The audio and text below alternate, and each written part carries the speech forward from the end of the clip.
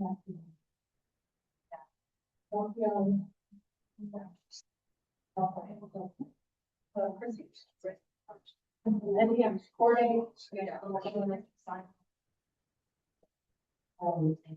right, good evening. Welcome to the Scio Township Board of Trustees work session. We're here at WISD. We will be here for the rest of the month at 6 o'clock. And tonight we have until 10 o'clock, but moving forward, we will have to be out of here by 9. So keep that in mind for the next couple. No, right? Yes. Okay. Well, thank you for joining us.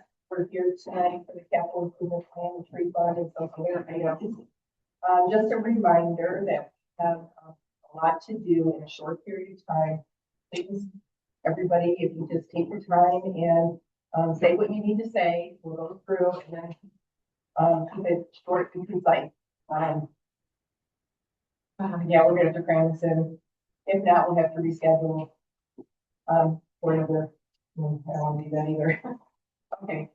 And just a reminder, please, anybody that is here for the public, we have your time in the beginning and at the end of the meeting for your public comments, and in between, please be respectful of the board and the work that we need to do. Thank you. Okay, so I'm call to order. No, that's not correct. Yeah. Okay. First one, please call the roll. Terry, Present. Nagel, Present. Lindhouse, President, Grant, here, Noel, here, Reed, Riser, Here. all here, also present, Township Attorney Mariah Day, office here.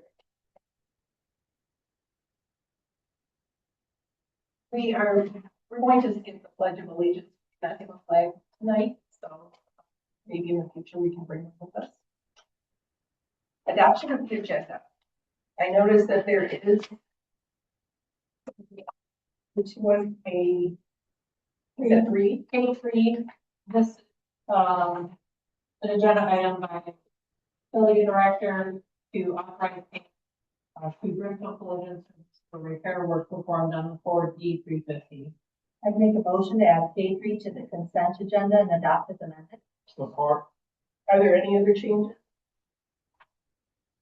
Additions? Okay. When, Oh, sure. I don't know if it matters, the schedule on the website calls this a work session, regular work session. The agenda says.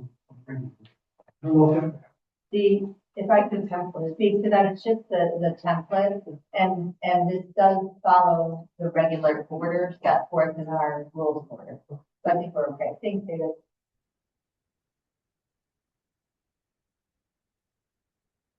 Okay, all in favor of adopting the agenda as amended, say aye. Aye. Opposed? None? Agenda is adopted as amended. Declaration of conflict. This is the time for members of the board to declare any conflict if you have one. No? Okay. Correspondence is received. I think there's 4, there were no more. And 4. Yes, okay. That was the time of the public comments. So the time for members of the public to speak to the board just minutes on any matter. Right there. It should be about that. No. Sorry. Yes, sir. I take it the integrity chair is that the public comment?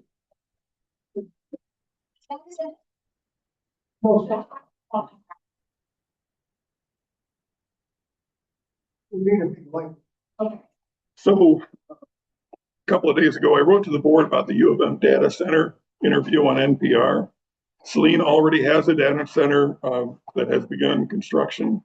So Scio has a lot of shoreline along the Huron River that appears to be a priority for data center site selection. The fact these billion-dollar companies are willing to bankrupt townships while they force their way in means we need to speed up the data center zoning ordinance. I hope the board budgets for consultation with Laura Krebs to facilitate that process. The Opera's Grove purchase cost the township $1.5 million. That was the direct result of a hostile developer taking advantage of our MR2 zoning They made a 645% profit on their purchase of the property. We need to budget for the needed examination of all MR2 zone parcels. These parcels are vulnerable to the same hostile developers coming in and making millions from Scio taxpayers. We also need to find out what other zoning could be used that way. I assume the majority of the work need to be done by Laura Krebs. Please budget for that project. The roads in Scio need maintenance. Over the last several years, we've averaged between $400,000 and $600,000 per year to take care of the roads. Please take advantage of the good work done by the Roads Advisory Committee and continue to budget for road maintenance. Thank you. Thank you, Rob. Thank you. Anyone else? Is anyone on?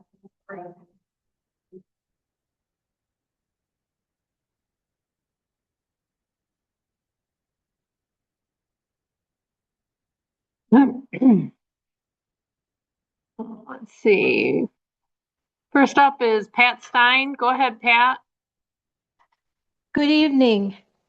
I just wanted to finish a comment or pick up on a comment that Paula Gloverson made at the end of the last meeting. She stated that you are a good board, and I truly believe you are as well. You have accomplished so much in the last 15 months. In spite of some unpleasant distractions, you have really been on the ball as a board. And I want to give a shout out to the staff and employees, or I should say the board, staff and employees, that have shown up to Scio Hall during the any closings we've had since the beginning of the year. I think it's deserves mentioning what really good employees we have to go that extra mile when the weather was bad and knowing that they didn't have to. They really want to see Scio continue to be a functioning township, and how much we appreciate their hard work. So that being said, have a good meeting and thank you.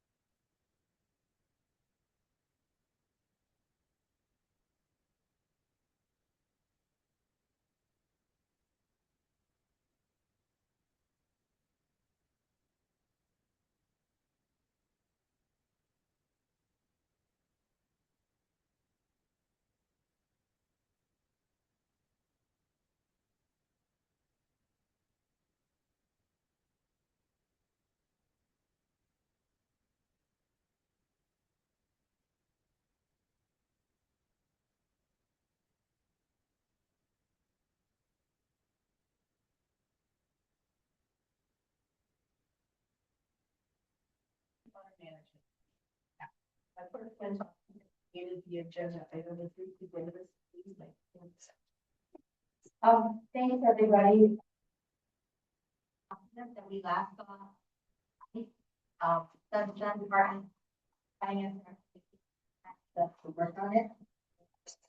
Turn it over to Steve. Okay. Okay, hi everybody, how are you doing this evening? For sake of time, I'm going to try to get through this very quickly. But please note if you have any questions, funds, feel free to raise them. And if I do not have the answers, we have the department heads here in support to answer any questions that you have. I want to highlight that I'm going to start with the tree plan.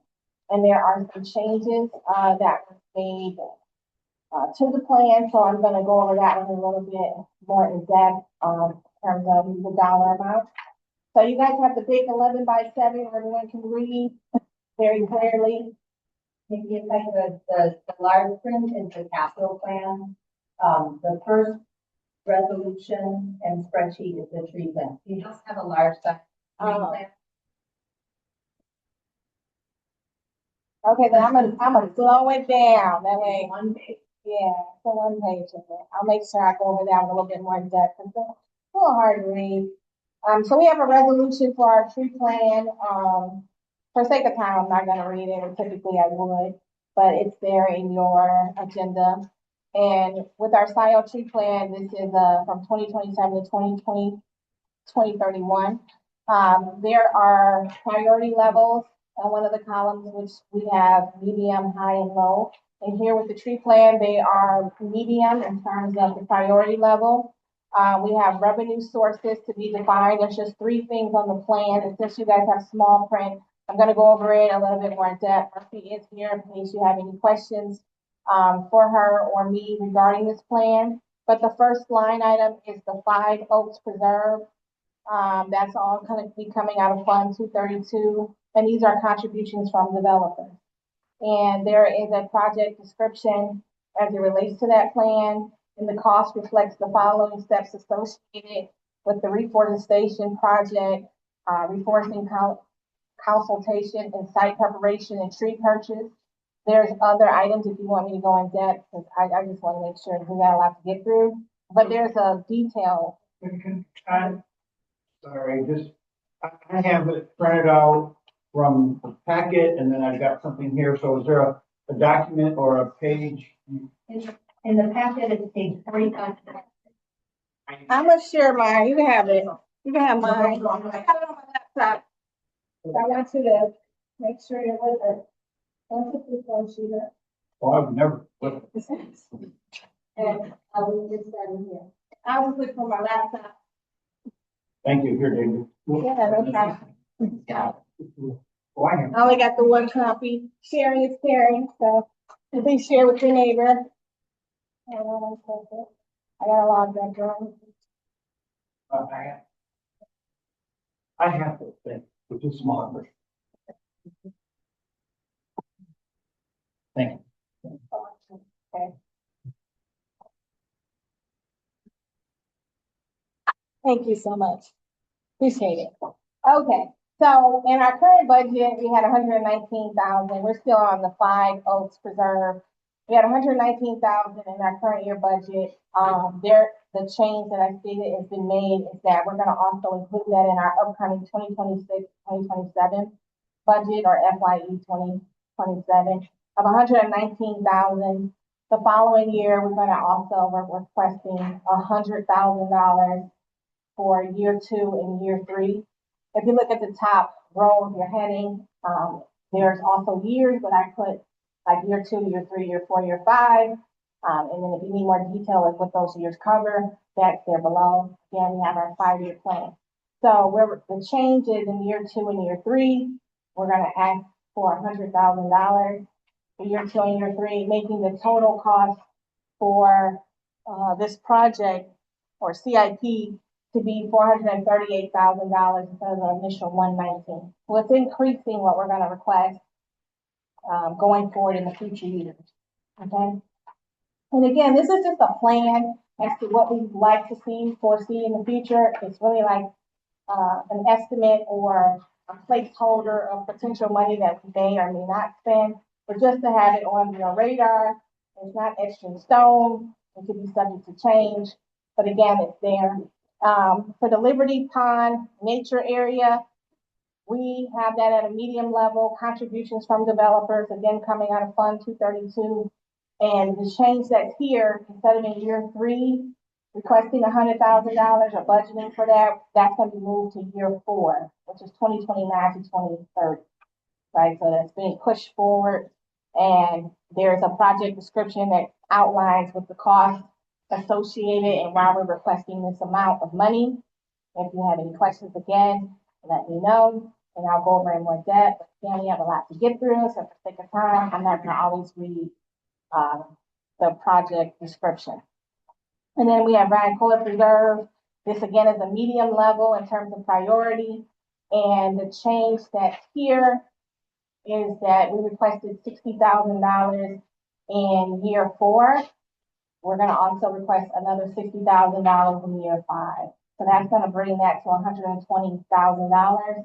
And that's gonna bring the total budget for this fund to be $658,000 over a 5-year term. If you're counting the current year, if you don't count our current budget year that we're in, that ends, March 31st, then it would be $539,000. Yes. So are these things that you do, Murphy does in conjunction with PPP? How do these changes get recommended or occur? So Murphy recommended that these amounts are to be put into our capital improvement plan. And I didn't see any issue with her recommendation, as since she's close to it and it's her department, so she would know what she would need. There are other instances in other departments where they may have made a recommendation and I either increased it or decreased it based upon my own knowledge or research. I didn't have any issues with what she was asking for. But again, this is could be subject to change. And it's so far out in the future because we're not factoring in inflation and other factors that could occur in the future. But for right now, these are the numbers, and just so that we have enough pipeline. But if you look at our upcoming budget, which is what will be before you in the next month or so, it's going to only be $119,000 we're requesting. But this is just a snapshot of the 5-year plan for her department. Just to be clear, it's $119,000 for year 1 and for this year and next year? Yeah, Okay. I don't think we've spent all of the $119,000 for this year, which you could look at it as a roll forward. However, we had it budgeted for $119,000, so you still have to put it there. And then we're gonna also budget again for $119,000. So if you do budget to actual, it's a less amount than what we actually spent. However, this is what we're requesting, so we can have that same amount because I think this is still in progress and it's not finalized. So all the expenses haven't occurred. Question, the projects are in order of importance.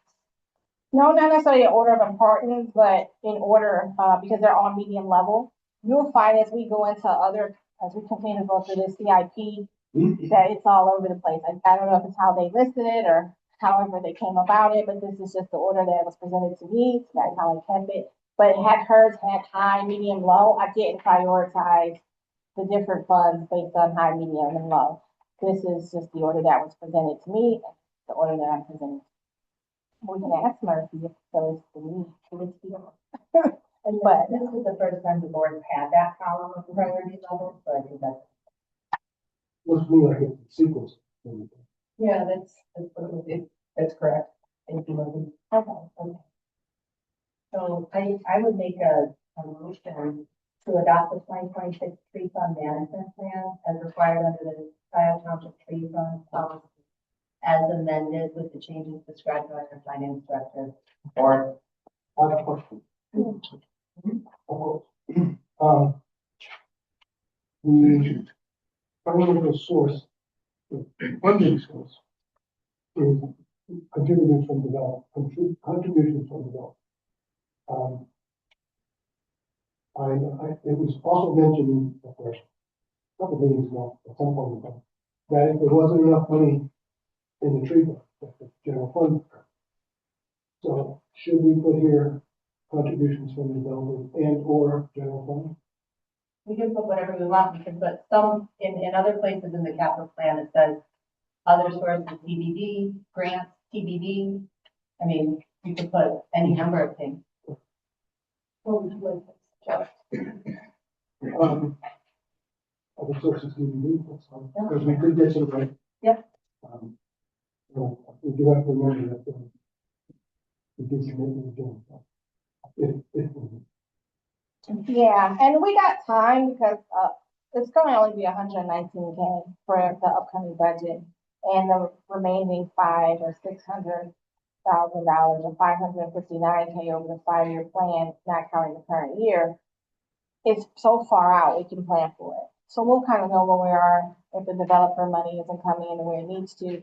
We will support in the general fund to, aid in paying off these.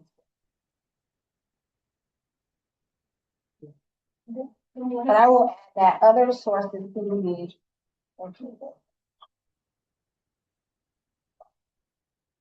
The first one's on.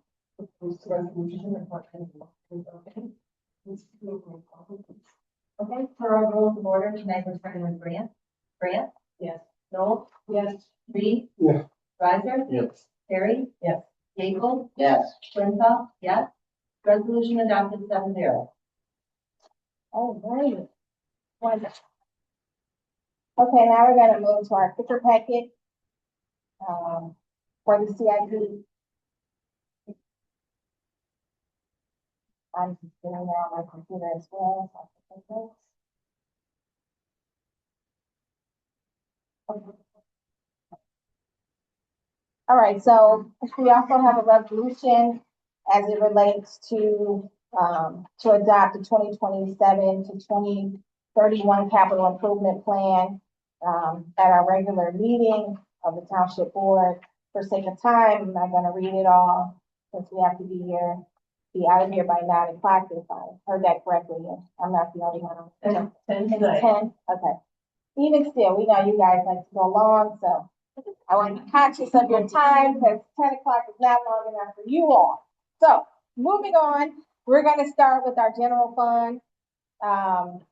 And we have on our first sheet, we have things that are completed, which was the office furniture. It was suggested to me that we actually put down things on our current budget that has been completed, so that you know where we stand, whether it's in progress, whether it's completed. So on priority level, you will see different categories of either completed, in progress, whether it's low or high. I'm gonna definitely make sure I highlight those things that are high priority, so that you be mindful of those. But we have office furniture that has been completed. There's a project description. It tells you what fund it comes out of, which was Fund 101-265.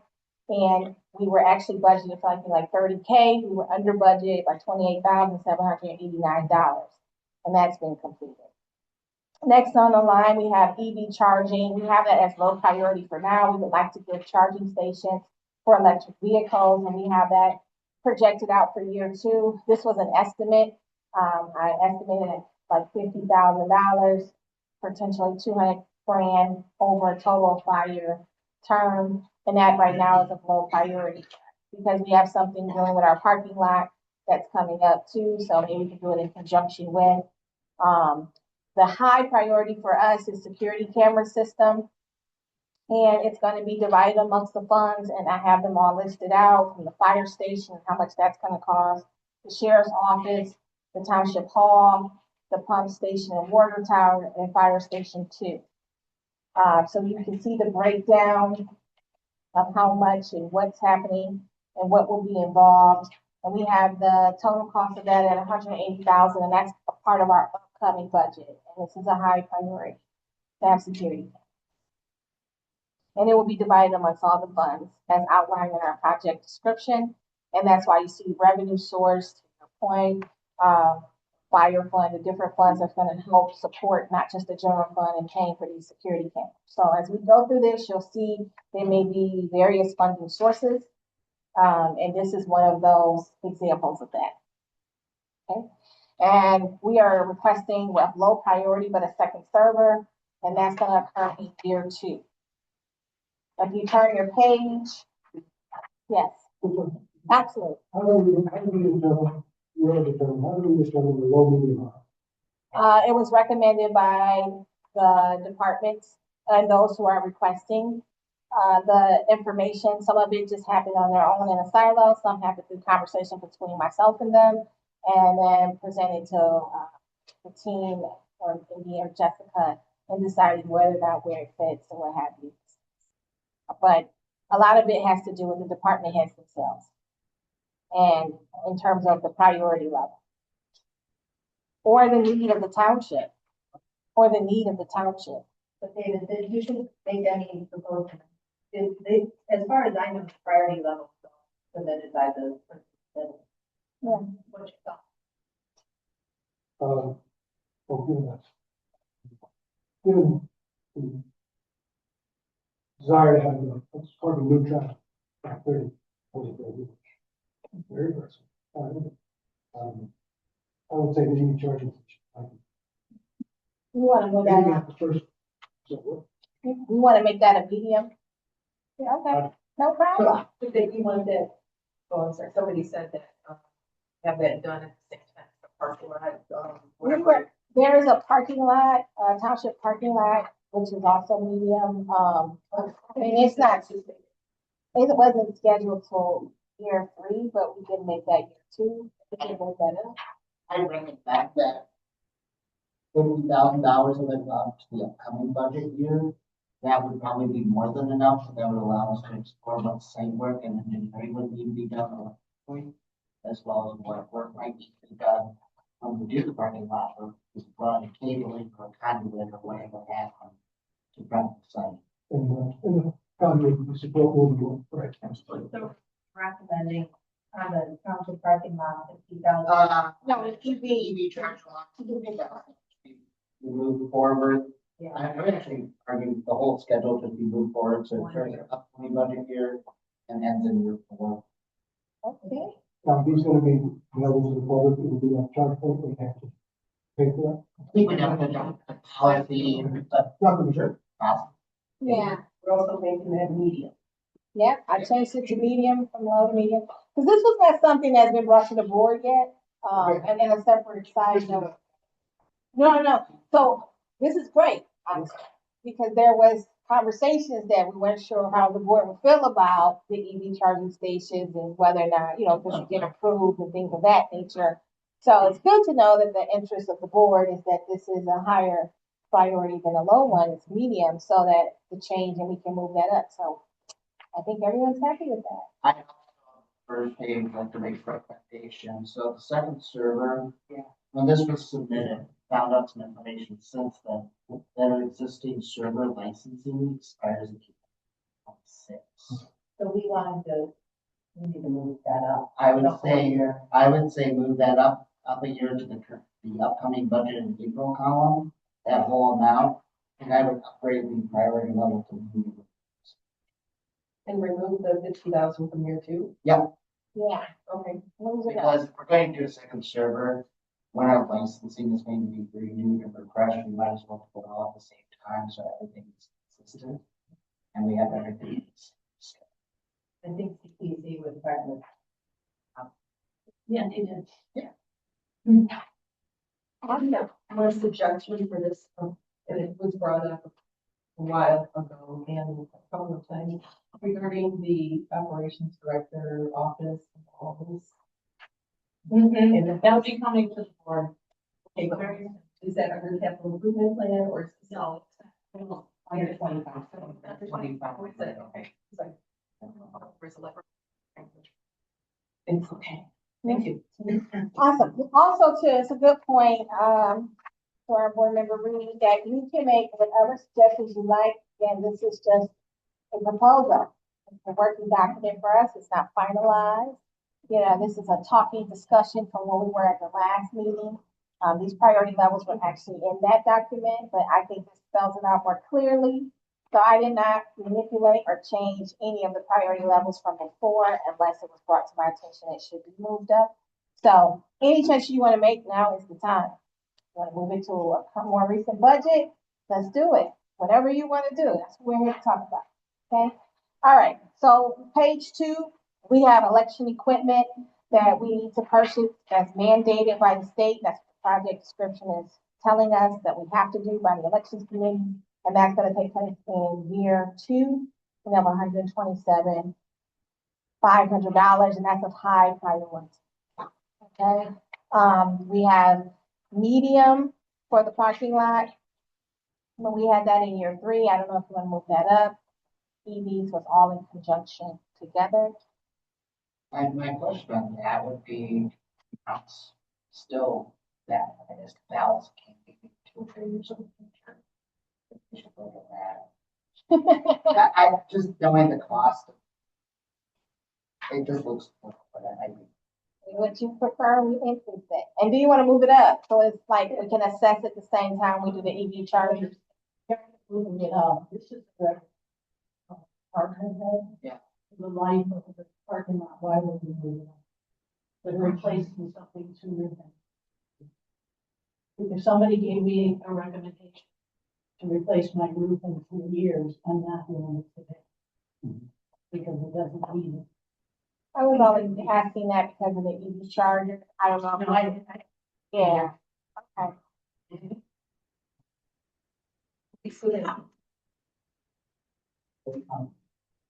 I apologize, my fault. So, no, Mr. Reed is very important. The township parking lot, is under The general director. What is your recommendation? Want to keep it under, I guess that would be free. Yeah, so my recommendation would be kind of two answers. Like Nikki said, this is a living document for us to decide at any time the priority level and when we would like to do it. My thoughts behind it were is we want to make sure we get the HVAC work done, which is done. Any EV work that's done that may impact the parking lot. And then also the new server, it sounds like there could be some more cabling. So at minimum, I would recommend waiting until all that work was done so that all the impact to the parking lot was taken care of. Make sure that there was nothing else that we had coming in the near future to the parking lot. And then that would be when we would reassess and make sure that, year 3 was the right year. If 2 years go by and we feel like it needs to be moved back a year or to the current year, that's also, but I would at least wait until all that work's done. Okay.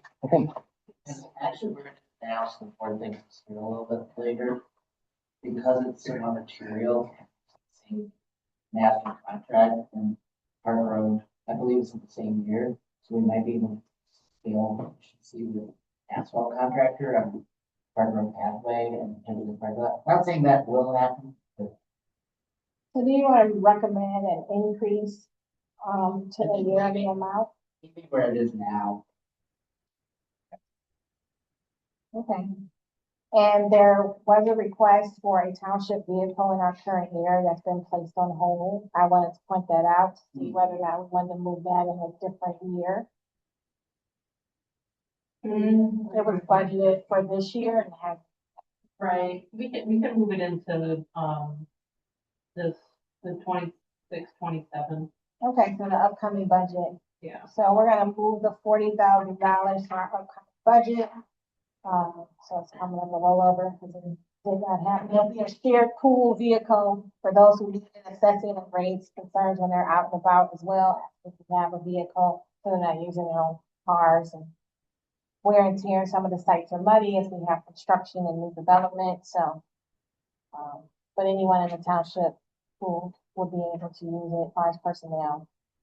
So we're gonna move that to our upcoming budget. And then we have the HVAC, which is high and currently in progress. So it's listed there. And I was budgeted for $1.5 million, and we're supposed to be getting some rebates to help decrease the cost. So if you look to the third column, 56% of that is coming from the Scio Township General Fund. And we have an EGLE grant of $100,000 and then rebate of like $590,000 to decrease the cost and impact on the general fund. Here's why we're here today, right? Because of our HVAC project. So going to page 3, it starts out with our general fund. This is Jackson Boulevard, sidewalks, and roads. We have a total cost for this of like $5.2 million over a 5-year plan. Most of everything on here is high. We have one thing that is medium. We have a multi-model improvement phase one, which there will be 50% of this money will be coming from the general fund and 50% is TBD coming from a grant. And there was an estimated grant of $375,000, so like a 50-50 split. And that's going to occur in year 3 and year 4, bringing its total to $750,000. And this is high priority for the This is just something in the pipeline. If you want more information regarding it, we're going to do some planning and engineering that's being created and set up for a multi-model pathway along the corridor. And again, this is going to be $750,000 total cost divided by a grant and the general fund. Any questions? All right, moving on. We have Woodview Commons bus shelter. 30% of this is going to come from the general fund, and which is about $13,000 and $30,000 from developer contribution. And it's going to be in our upcoming budget, which is a total of $43,000. It's going to be a bus shelter located in front of the Woodview Commons residential complex, for those who are familiar. And then we have a developer contribution of $30,000. We have a cost already for the shelter, and it's going to be installed. We've got bike hoops and ADA compliance of a total of $43,000 for our upcoming budget. And this is high priority. Next, we have the Dexter Ann Arbor Wagner Road pedestrian safety. This is also high. This is coming from the general fund, and this is in our current budget that we're still currently in of $25,000. I think we're in process. It's current Yeah. It's current. process. It's in process. I'll update that in process. So there may be some, we can reassess whether or not we need to put something in for our upcoming next year's budget, since it starts April 1. Right now it's at 25,000 since it's in process. To make sure it's complete by the end of this budget. If not, we may have rollover amount. Just to put you all on notice, even though it's not budgeted for this time. I think backing up just real quick, Yeah. to the shelter, the bus The bus shelter, shelter, I would Yes. put a, if appropriate, because I'm not sure if that shelter is reported in the bin. Well, that's where we had a long conversation, but to possibly move that down so that we could save some money. Scio Farms does not use it. It cannot be moved into Scio Farms. Oh, they don't, so they don't, No. they don't. No, because, Okay. well, the bus system doesn't go down that far, but it was Wade that had determined that it's just too dangerous there. Is that correct, Chris? Correct. Okay. Moving on. okay. We're gonna go to Scio Church Road, Oak Valley Drive sidewalk project. And this is a medium priority. 50% of this will come from the general fund, and the other 50% will come from a grant. It's gonna be $650,000 in our upcoming budget. And this project will connect the existing sidewalk in front of Kensington Woods to ADA compliance crosswalks at the intersection of Scio Church and Oak Valley Roads and westward to Upland Drive. Was this amount determined, $650,000? It appears that the engineering had phased, it had been approved from the Connecting Communities grant, Scio Township, let me see. Yes. Currently underway, the 50,000. I think the 650,000, correct me if I'm wrong, Chris, that was an estimate you provided the board previously. Is that correct? That's for the construction of the Yeah. pathway. The $50,000 connecting communities is a split between the grant and general fund, just do the engineering at this stage. So that's their estimate for I construction. would change that to the upcoming budget reflects 50,000 instead of 650. And at the end of the description for the project to be engineering. So, also have input, but I know sure trustee Grant, that's well first. I asked the question, how was the number determined? And it's a guesstimate. But did it come from Matt Parks? OHM.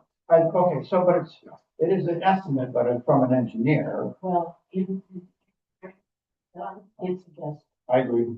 So, but is this a sidewalk project? We talked about this, or is this a pathway? In other words, isn't it a non-motorized pathway? Should we call it a pathway? Because is it going to be asphalt? I don't, Well, no, but I guess I would say one thing for the capital plan, that 650 should be not set the next year. We don't want to replace the 650. I thought these could be just 50 in the 26, 27, and 650 for 27, 28. For me, I'd be okay with that, but we had previously got last year's plan and first the new year, new plan. But we adapted it, so, or did we adopt budget? So we adopted it at 0. I would say, and I wasn't, I think if it's a pathway or a sidewalk, I need experts in pathways and sidewalks. I just think what's important for the board is to decide if we want to say this is a priority or not. It's proposed out of 101, understanding that it's going to be a combination of sources. If you want to call it a pathway, that's fine, John. I don't think I just think the big question is, do we want to put it in a plan? Do we want a plan to do it or not? Whatever it is.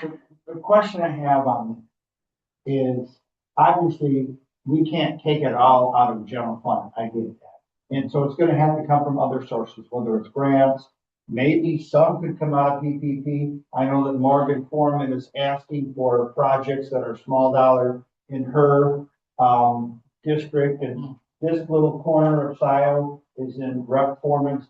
So maybe, we could reach out to her, submit this as possible. And I know that there are other grants. So does it help in the grant writing process? And I really don't know this, if we call it a sidewalk versus a non-motorized pathway. And does it help in, if we call it high, I get that we're not gonna do it until we have the money. So should we have it high, or should we have it non-motorized pathway for the purposes of getting outside funds? That's my general query, and I don't know these. You want to call it a pathway project instead of a sidewalk project? I think I ought to call it a non-motorized pathway. And I think to say high, because it's high on our capital list, knowing that we ain't gonna do squat about it until we get the money. But I want to use this improvement plan, to help us seek outside funds. Okay.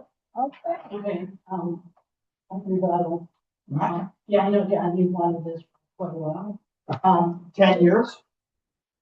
You haven't even been in there. Exactly. That's all I have.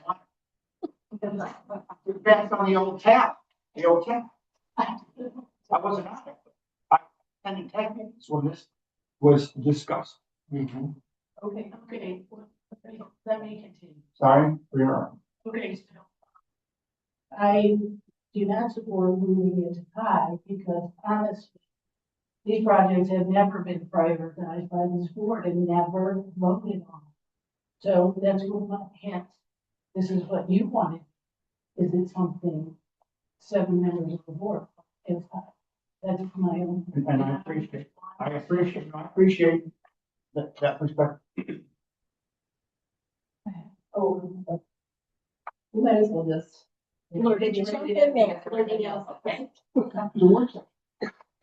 Okay, you should work. But remember, we only have until 10 o'clock. I know. Just to say, I previously supported this project in this location. I think that it's a high density area in the township. It is likely to be used by a lot of residents in different ways at different times, but it merits us supporting it, in my opinion. Say that again. I would like the board to prioritize that. Okay, well, I will put it at 5. I would want the board to vote on. We can do that. I would like to make a motion, Make a motion. related to what is called the Scio Church Road Oak Valley Drive sidewalk project. It was halfway. I would like to, regarding that, I would like to make a motion to rename it not the sidewalk project, but the non-motorized pathway project, to keep the priority level at medium, to put $50,000 in 26-27, and put $650,000 in 27-28. Support. So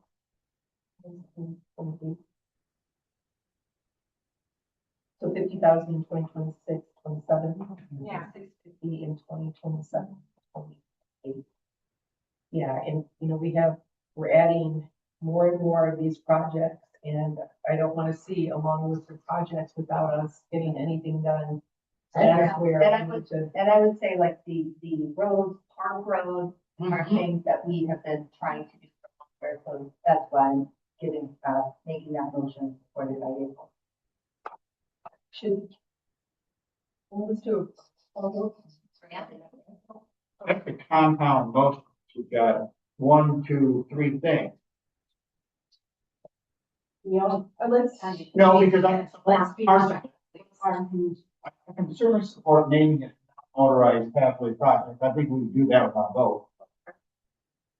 I would like to keep it high. I'm sorry, I would like to make it high. That's why I want to motion just to sort this out. Okay. More efficient. Or, Okay, so that seems to be the. Let's, So the motion is new name, same priority, adjusted amount. is everybody okay with the adjusted? no, Well, that's the Okay. purpose of the. Okay. Well, The motion, but to lump it all in together, it seems like there's a member that has the issue with lumping it all in together, so should this separately? I would just call the question as is and see where we're at. Okay. And the motion again, supported by Yeaple and Scio, Church Road, Oak Valley Drive, non-motorized pathway project, medium priority, 50,000 in 26-27, and 650,000 in 27-28. Bringing a total of $700,000. Thanks. Do you want to roll call?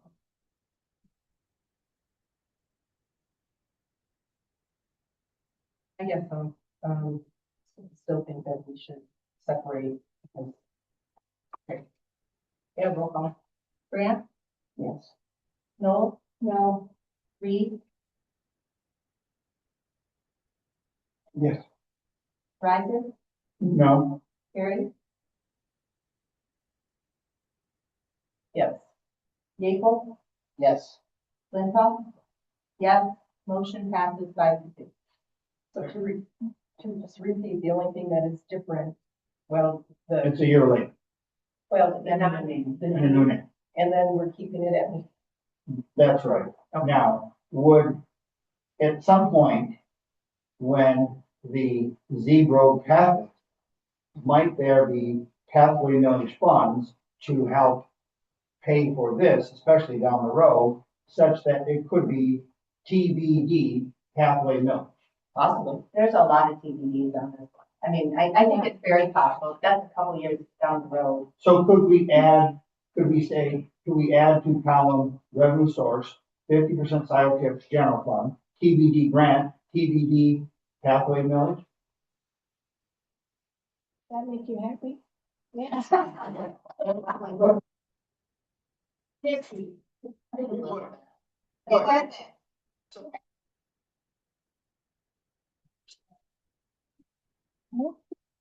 Yeah, we're gonna change it. Yeah, John and I also. Change. Yeah. Okay. All right, thank you all. Okay, so moving on to engineering and construction of Park Road, this is high. 72% of this is going to come from the South Township General Fund.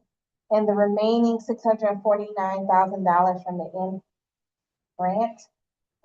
We have $750,000 in our current year budget.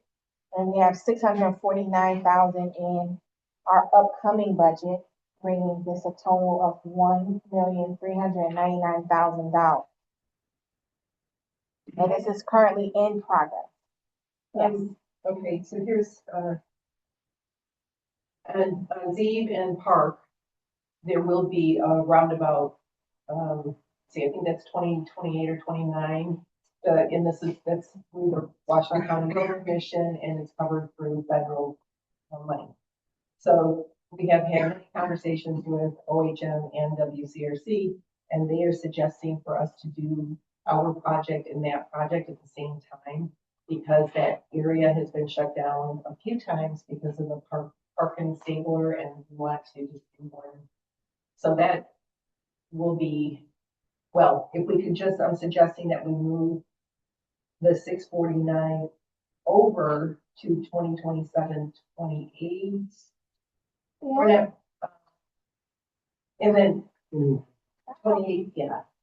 The only problem that may occur is because this is also being funded by a grant. Yes. So we would have to check to see whether or not the grant funds of $649,000 that you're proposing to move. We have to make sure we still have those funds so that we can move it. If we do not have the funds, I would not recommend moving it later in the year. And Chris was, our project manager was tasked with contacting MEDC regarding the plans and when. So I think we're just waiting to hear back. We've asked for an extension, and then we have options if they won't allow us to have an extension, so. But that's correct, it is 28, 29. It's really the target to line up with the roundabout on Z.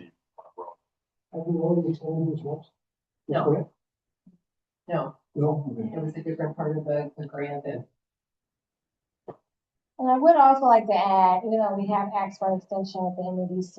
We know there's been a lot of up and down in terms of funding, borrowing money back, putting money back, having a lobbyist in Congress or different people lobbying on our behalf to keep those funds. So we don't know whether or not we may or may not get extended. And if that isn't the case, then we just have to make sure as a board and you're aware, then the general fund, if you want to keep in line with what you're requesting, would then have to eat the cost of what the grant did not support. And if you're okay with that, then we can move it. So Nikki, what do you suggest with the bits of information that we have? Well, I would suggest first waiting to hear back from the MEDC. I think as a township, we're not trying to incur too many costs on the general fund because we don't know what we don't know, and we like to keep a cushion just in case we need money.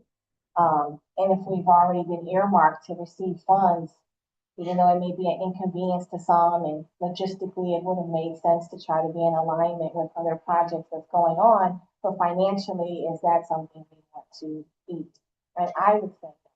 But as a board, you all can vote on however you see fit.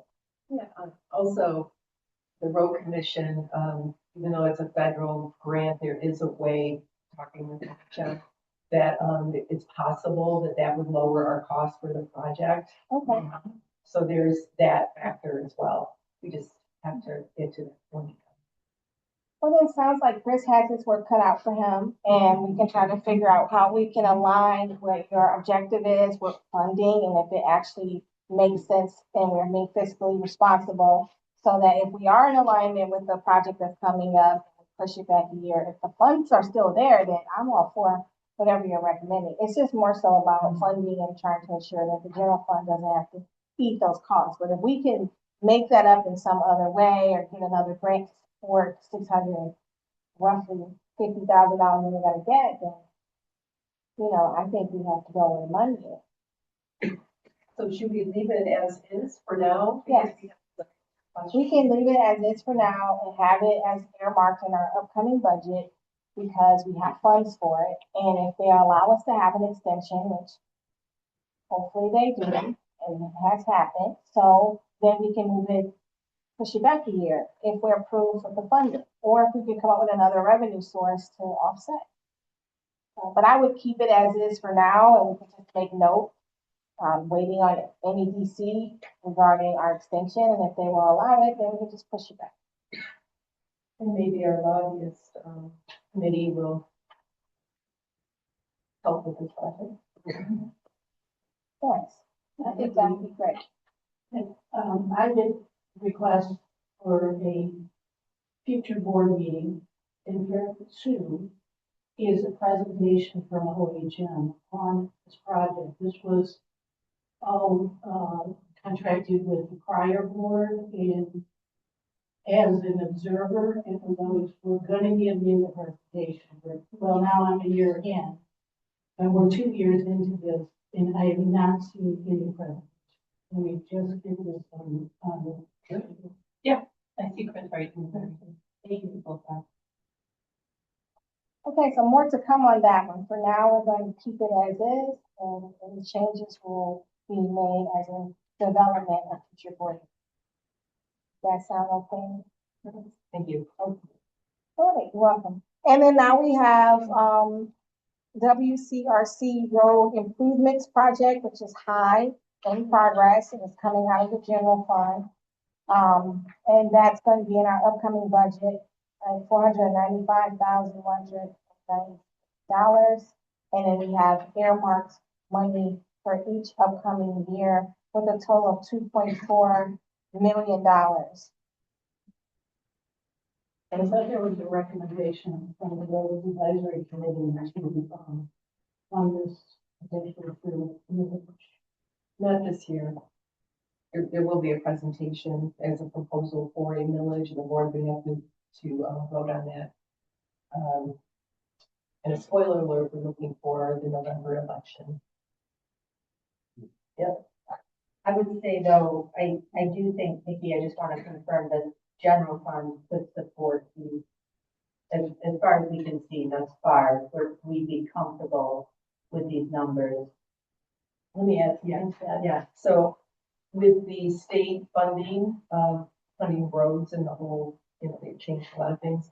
We will receive, I think it's 236,000 in grants.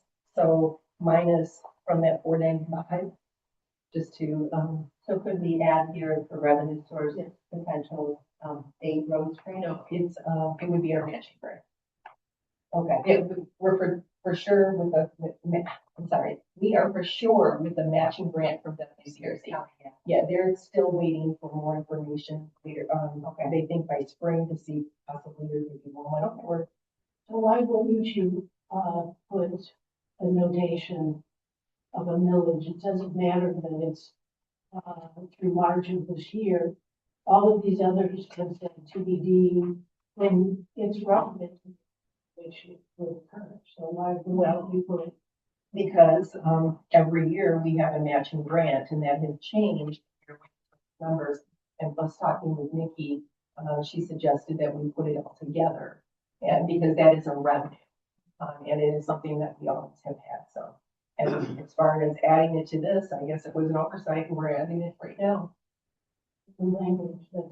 I think what Kathleen suggested was we actually mention or put something about, use the word millage somewhere in the source, the source of resource.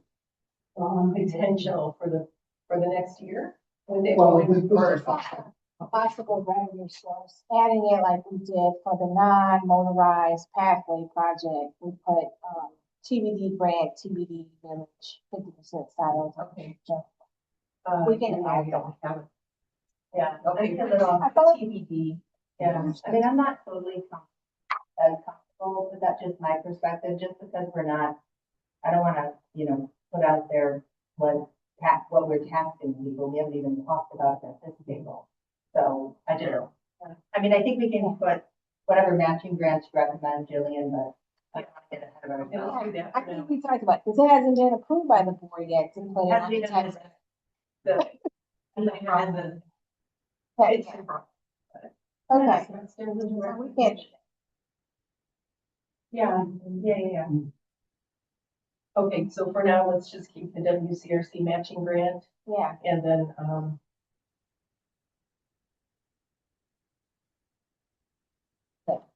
yeah. Can't fill in no problem. So, that will bring our total, so just so there's a correction on everybody's page before you flip the page. Because we're adding the extra $50,000 to our non-motorized pathway project, it's gonna bring us to $6,389,318 instead of the million, it's gonna make it, I'm sorry, it's gonna make us a little higher by $50,000. Sorry, my math was wrong. Yeah. Yeah, so it's 5 million. I can't add. Just add 50,000, okay?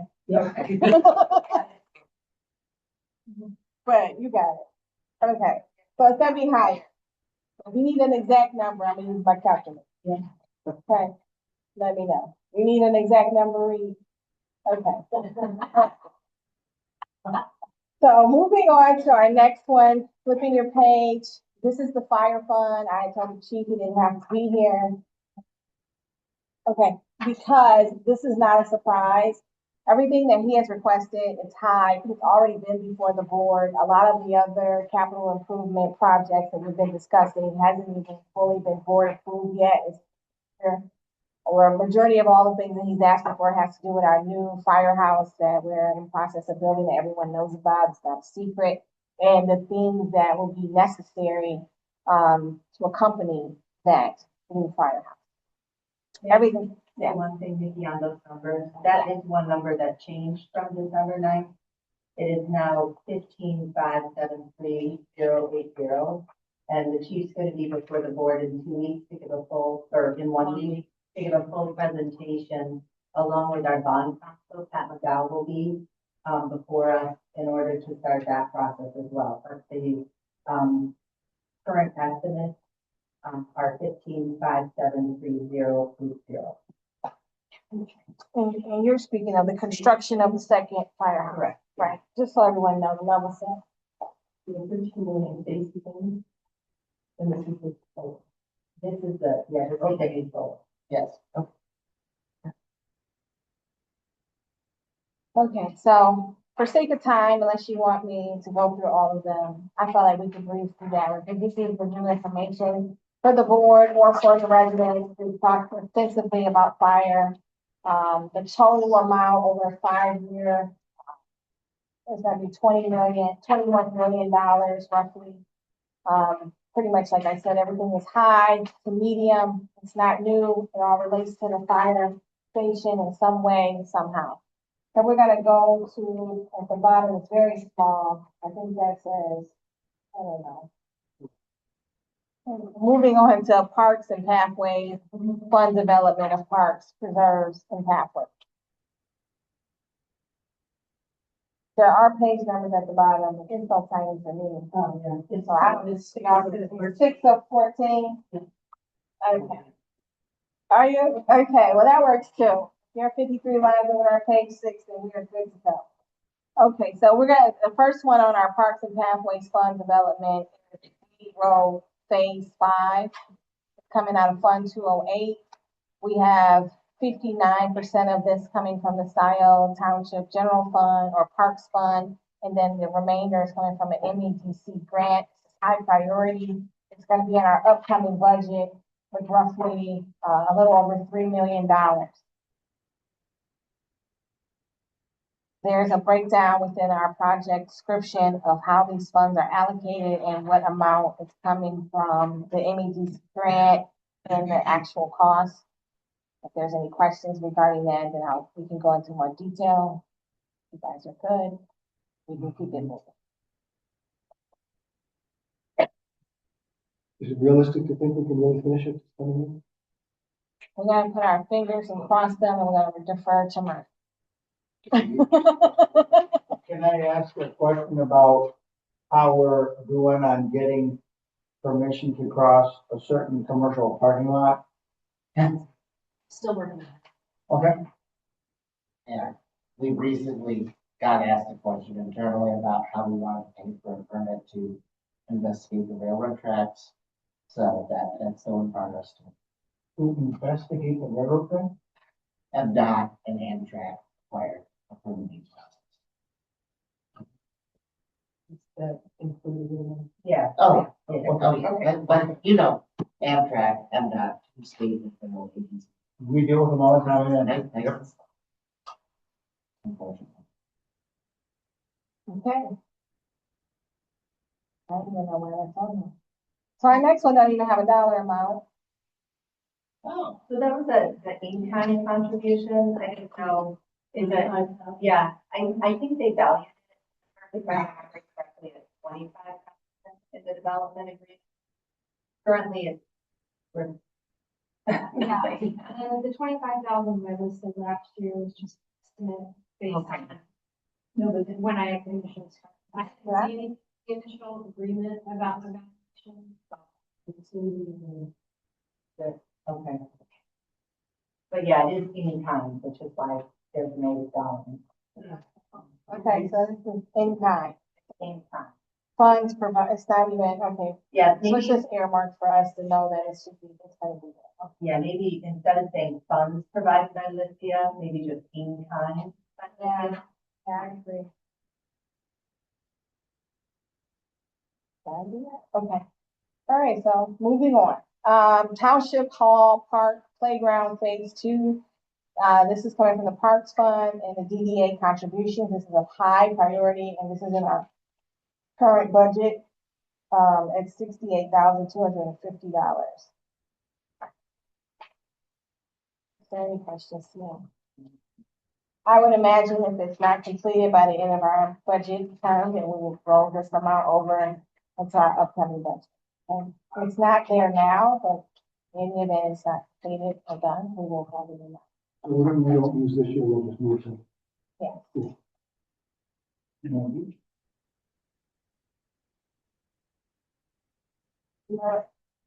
Our next page, we'll talking about our parks and pathways. So we have Township Hall Park Playground Phase 3. This is a high priority and this is in our upcoming budget. That starts in April 1 of $50,000. Questions on that one? Okay. Township Hall Park Gazebo. This is a medium priority, $100,000 estimate.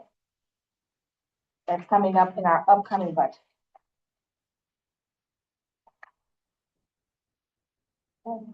We got Park Road parking lot.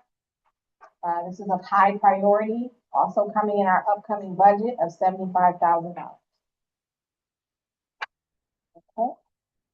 Turning the page.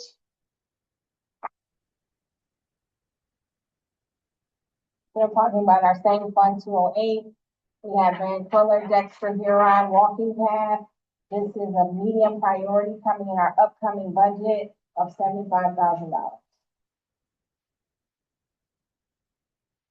Okay, we have our next Mill Creek Bridge and Salone Preserve.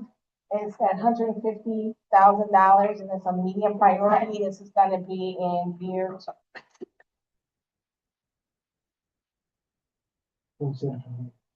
yeah. So that would be year 27 to 28. Just so you know. All right, so our next one is Liberty Pond Nature Area Pathway Improvements. This is a high priority coming in our upcoming budget of $65,000. You suggest we change the title, after Liberty Pond. See this on my phone, they have on the track. Well, it really is for the, right, I know it's complete. Well, Okay. You guys okay with I that? do have one question though. So the Liberty Fund is high priority at 65,000 and Van Curler is medium. So would the Liberty Fund be first to complete that first and then the Van Curler because of the level? And if push came to shove, you had to compromise and pick one. I think that the Liberty Pond pathway, from my perspective, is more long-term really interesting because the pathway right now has a lot of issues. However, in terms of safety and connectivity for the township, I do think the project we're working on with the metro parks would have to take priority because of the collaboration that goes into making that possible. So I wouldn't want to postpone it and then have a potential of that collaboration falling apart because that has happened in the past. We had to wait and now we had to go back to square one essentially and start with that. So I would put that. Do you prefer to have Van Curler at high and then Liberty at medium? Sure. Ben Curler is, we're requesting here on Yes. River Yeah. Drive. Is the board also with that, changing it from medium to high? Yeah. Right? Jillian, were you proposing changing whether it's on side and medium? Yes. That's okay. Yeah.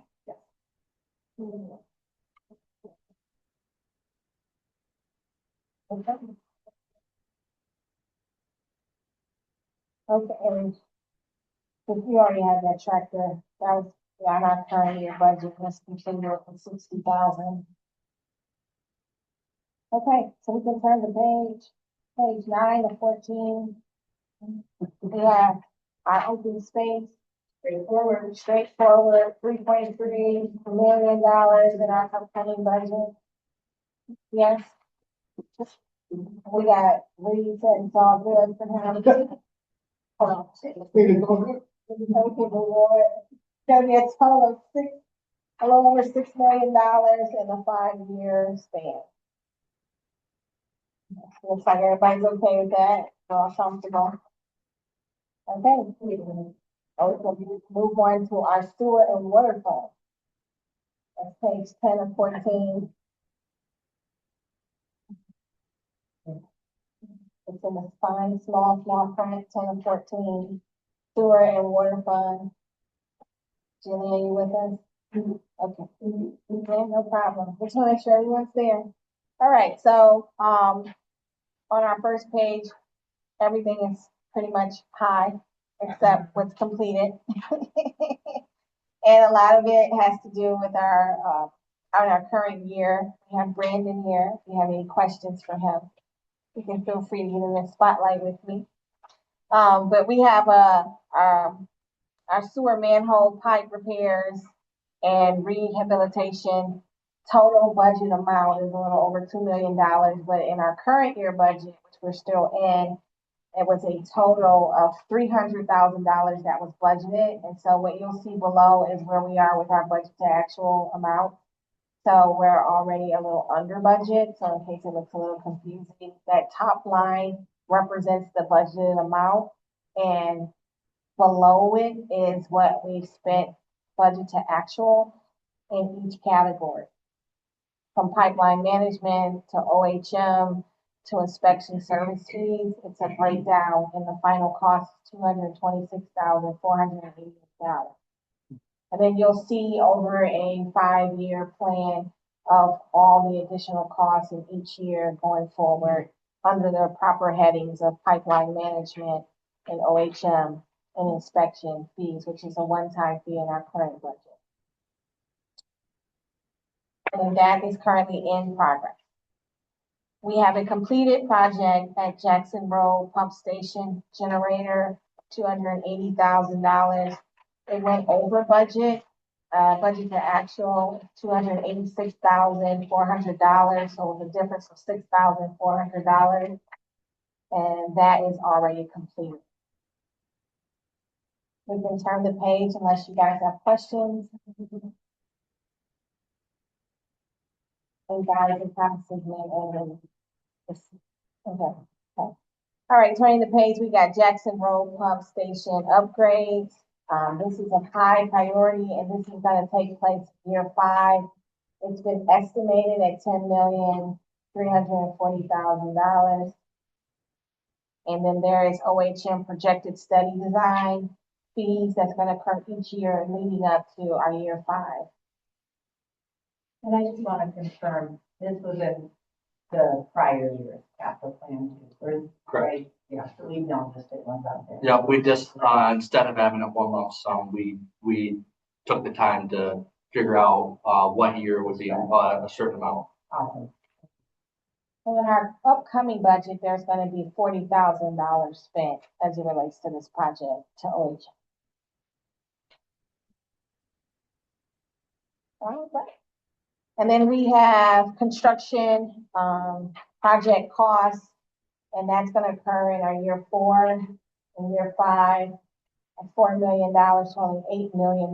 It's an essential project that ensures there's uninterrupted wastewater services and protects the public health and the environment. We're replacing aging pumps and upgrades of electrical and structural systems to prevent failures. And this is just something to put on your radar, and the projected costs in year 4 and year 5. Okay, What, year, 4 million? 8 million total. Year 4 is going to be 4 million for each year, which will be 2029 to 2030, and then 2030 to 2031. Oh, that's the next board problem. But, no, I know you're joking. But these were built into the rate plan. Already. That's part of what we're charging people for today, this work. Yeah, we're eliminating the shock valve. Yeah, for the next board. Okay, priority and point. Okay, so we got Jackson Road, valve meter. This is high and it's currently in progress. I think this project is paying for itself.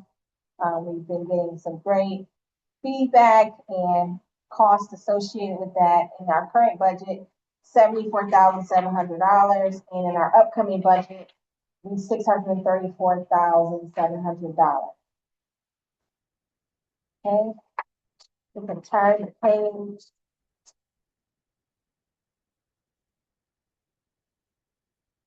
We have air releases valve repair replacement. This is high. It's currently in progress.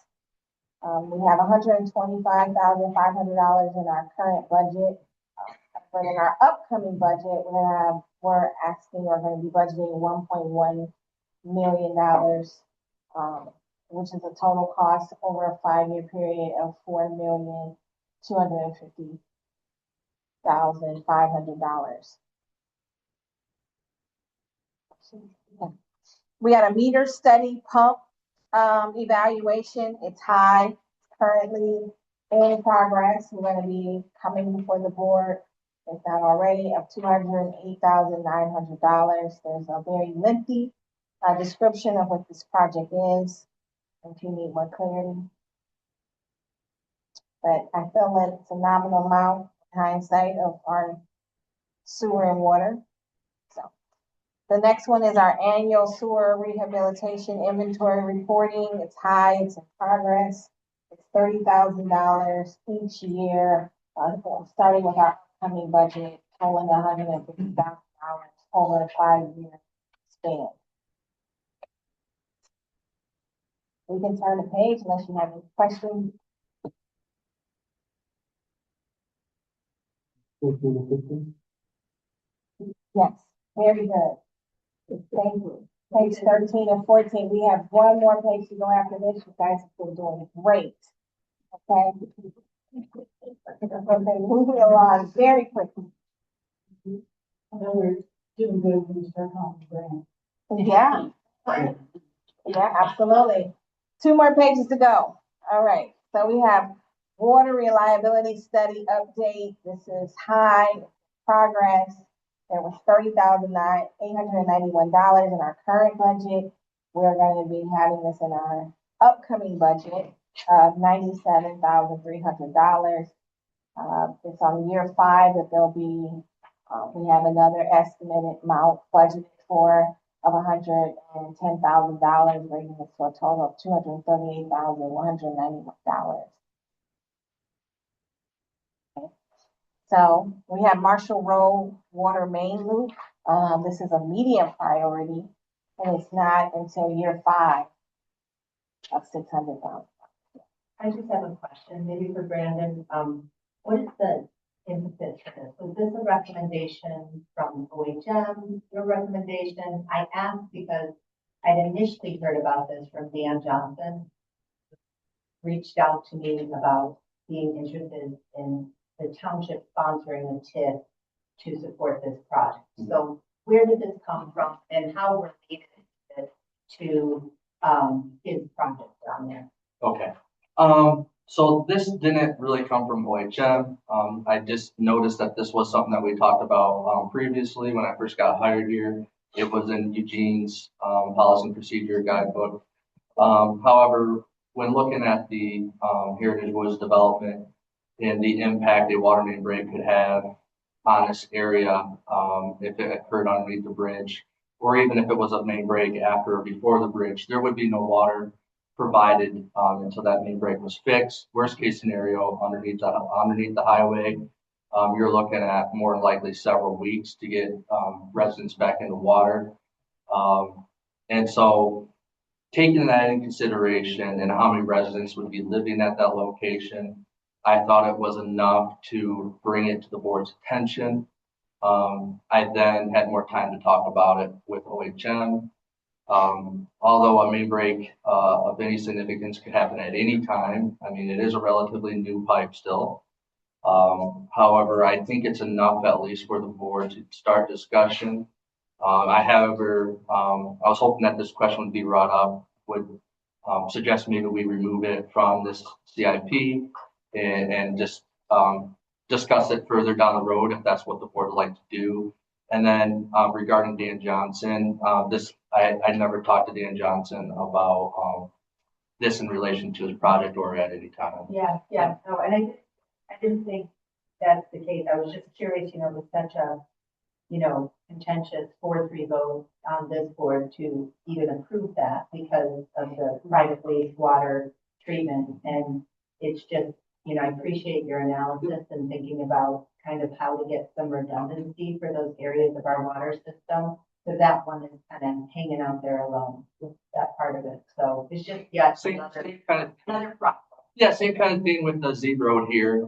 Anything underneath Z Road, north of Jackson would be in the same situation. So providing that redundant loop from Baker Road to Z Road in any instant, we would be double fed. We wouldn't have any water flow issues besides the area that we had to shut the valves off. So are you recommending we take it out because you think it's in a future year? I think it's in a future year. After talking about it more with OHM and getting their recommendations and insight on it. However, when I first looked at it, I still think it's very important, but I think it merits more discussion and more time to have the board talk about it as well before we introduce it again. Thank you. Absolutely. And I just want to point out that this is not in concert with our master plan for development in Marshall World. And we're looking at the master plan right now, but it's not intended for development on Marshall. Completely understand. And I think that would just be something that we would have to, stick to as this is for redundancy purposes only, not for development use. Right. I understand. I don't know the legality of that, but I, to your point, Trustee Brand, I had that same feedback to Chad when I spoke with them when they were in the office one day, the last couple months when I saw this. And I said to them, if we're going to put a substantially sized water main down a dirt road, I kind of foresee someone somewhere trying to assemble and using and to make a large development of some sort or simple. The feedback I got was a couple of things from a construction perspective. It's a lot easier to dig dirt than it is under asphalt or concrete. That's fair. So I'm worried about tree roots, which is Well, if you were down below, it's true. Yeah, hopefully. But certainly it's a zoning recommendation. I have a question. Let's say, we don't expand this water main loop. And, there is a water main break, and you said it could be several weeks to fix. What happens to the homeowners? What do we?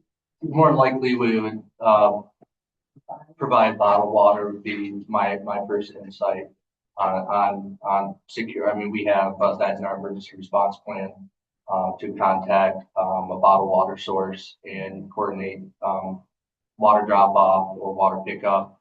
And that again is the worst case scenario. I think that situation pertains just to it being broken underneath the highway. We'd have to bore a new line in order to get that water line back up and running. So permitting through MDOT lining up, engineering and boring that and connecting it would take a while. So in extreme circumstance, that is very particular and the percentage is low. However, that's kind of the role that we, the utility department and I take when looking at these situations. I kind of have to look for the worst case scenarios and advocate planning around those. And so that's kind of why I thought this was important enough now that we have that much more development, specifically residential, residents living in that area, the impact would be more extreme.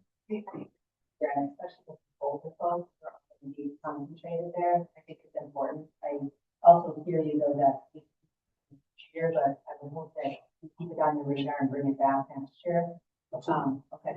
I just wanted to also mention that there was already conceptual drawings where this water main wasn't down Marshall Road. It was kind of diverted on this side of the highway and then ran kind of through Stabler Road where we have our property at. And so it took a different path to do a redundancy.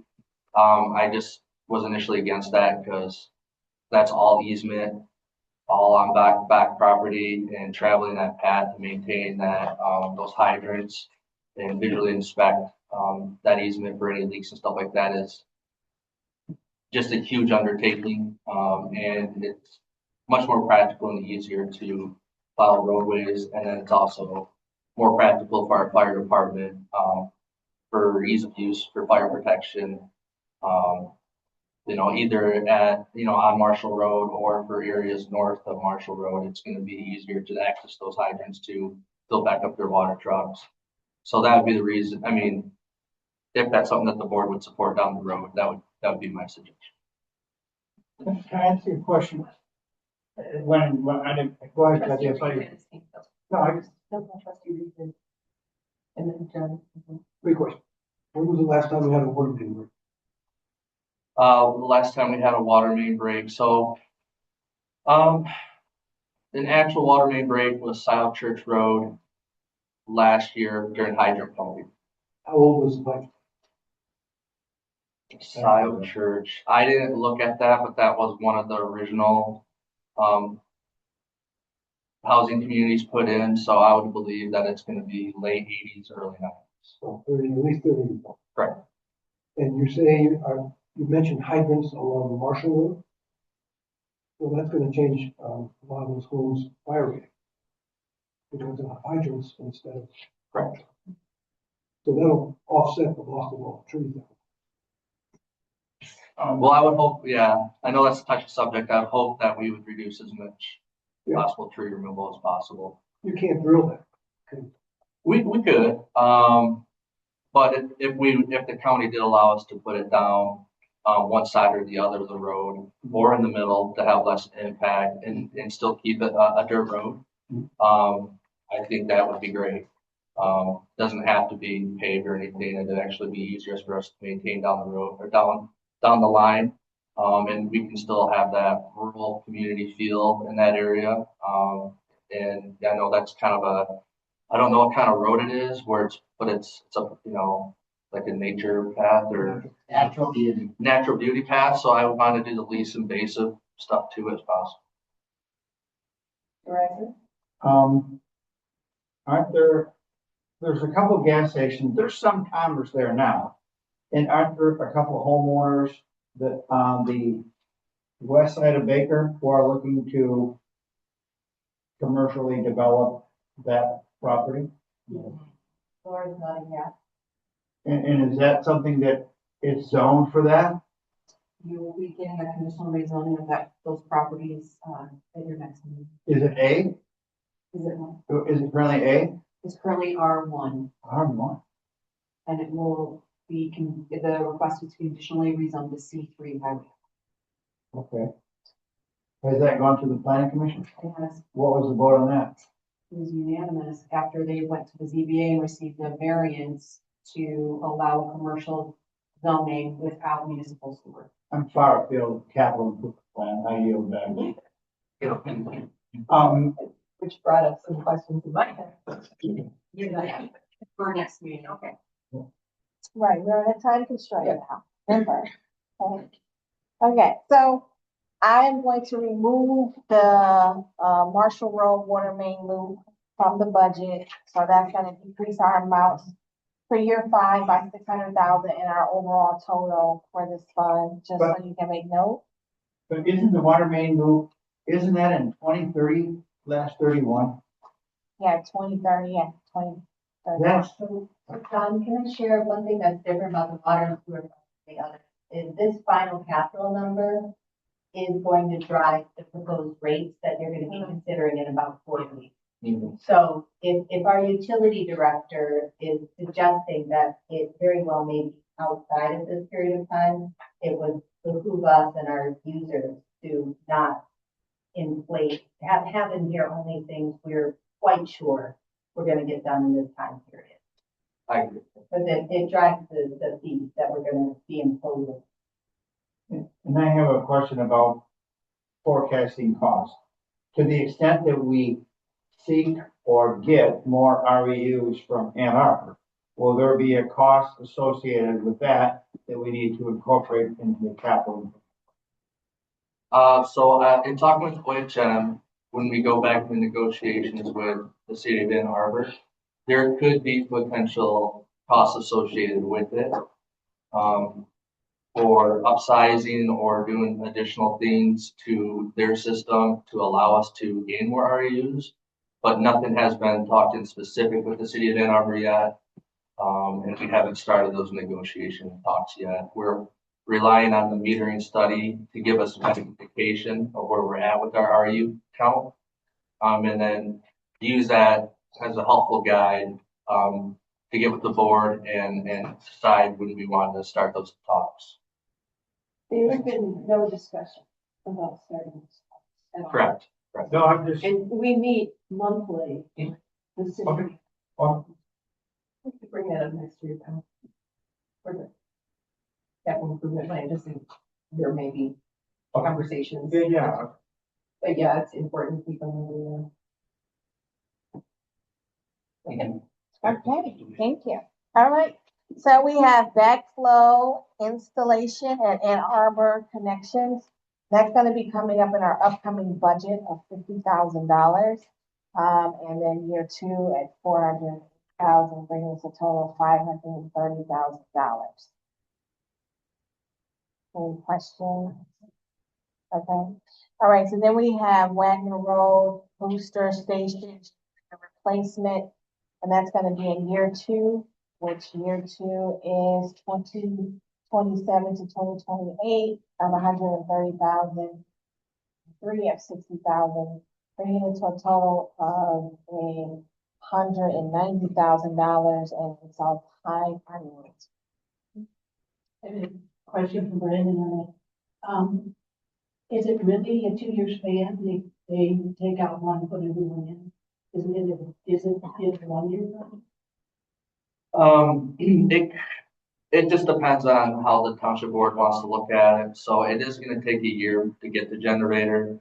And so that year I was planning just the design and technical specs to be done. And then the following year we would get the generator on hand and then have it put into service. I did also have an additional update on this as well. Ridgeway Cummings went out and did a service on this generator. The age is pretty significant. However, they did say that the machine is operating quite well. So that was good information.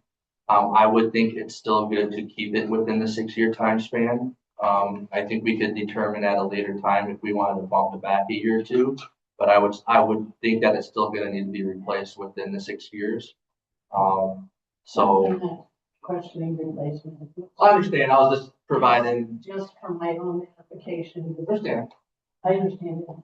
I was just trying to provide more, a different update that I received on the actual generator as well. Yes, sir. There's no way the Jacksonville pump is a lot bigger than the Wagner pump, because it's $100,000. Correct. Okay. Yeah. And Brandon, while we're at it, since we went through this before, This one's also diesel generator, not gas generator. This one is a diesel, yep. Okay. It's a kid. Can it be electric is the question. What? Can it be electric? Uh, Okay. I said, can it be a? We can't. So we have our engineering standards with our last one on this page 13 of 14, which is completed. With our current budget of $27,961 and that's done. We're on our last page. Guys, you've been doing great. So proud of each and every one of you. So here we are with our water meter replacement. New services is a high priority. We're putting in our upcoming budget of $550,000. This is a whole project of 5 years of $1,320,000. Questions? We have the water sewer deputy utility garage. Yes, I'm sorry, sorry if I provide a quick update on that too. absolutely. So the meter prices have increased, for the first time. And so myself and Mike, and once we get this solidified, we're gonna get with Christie.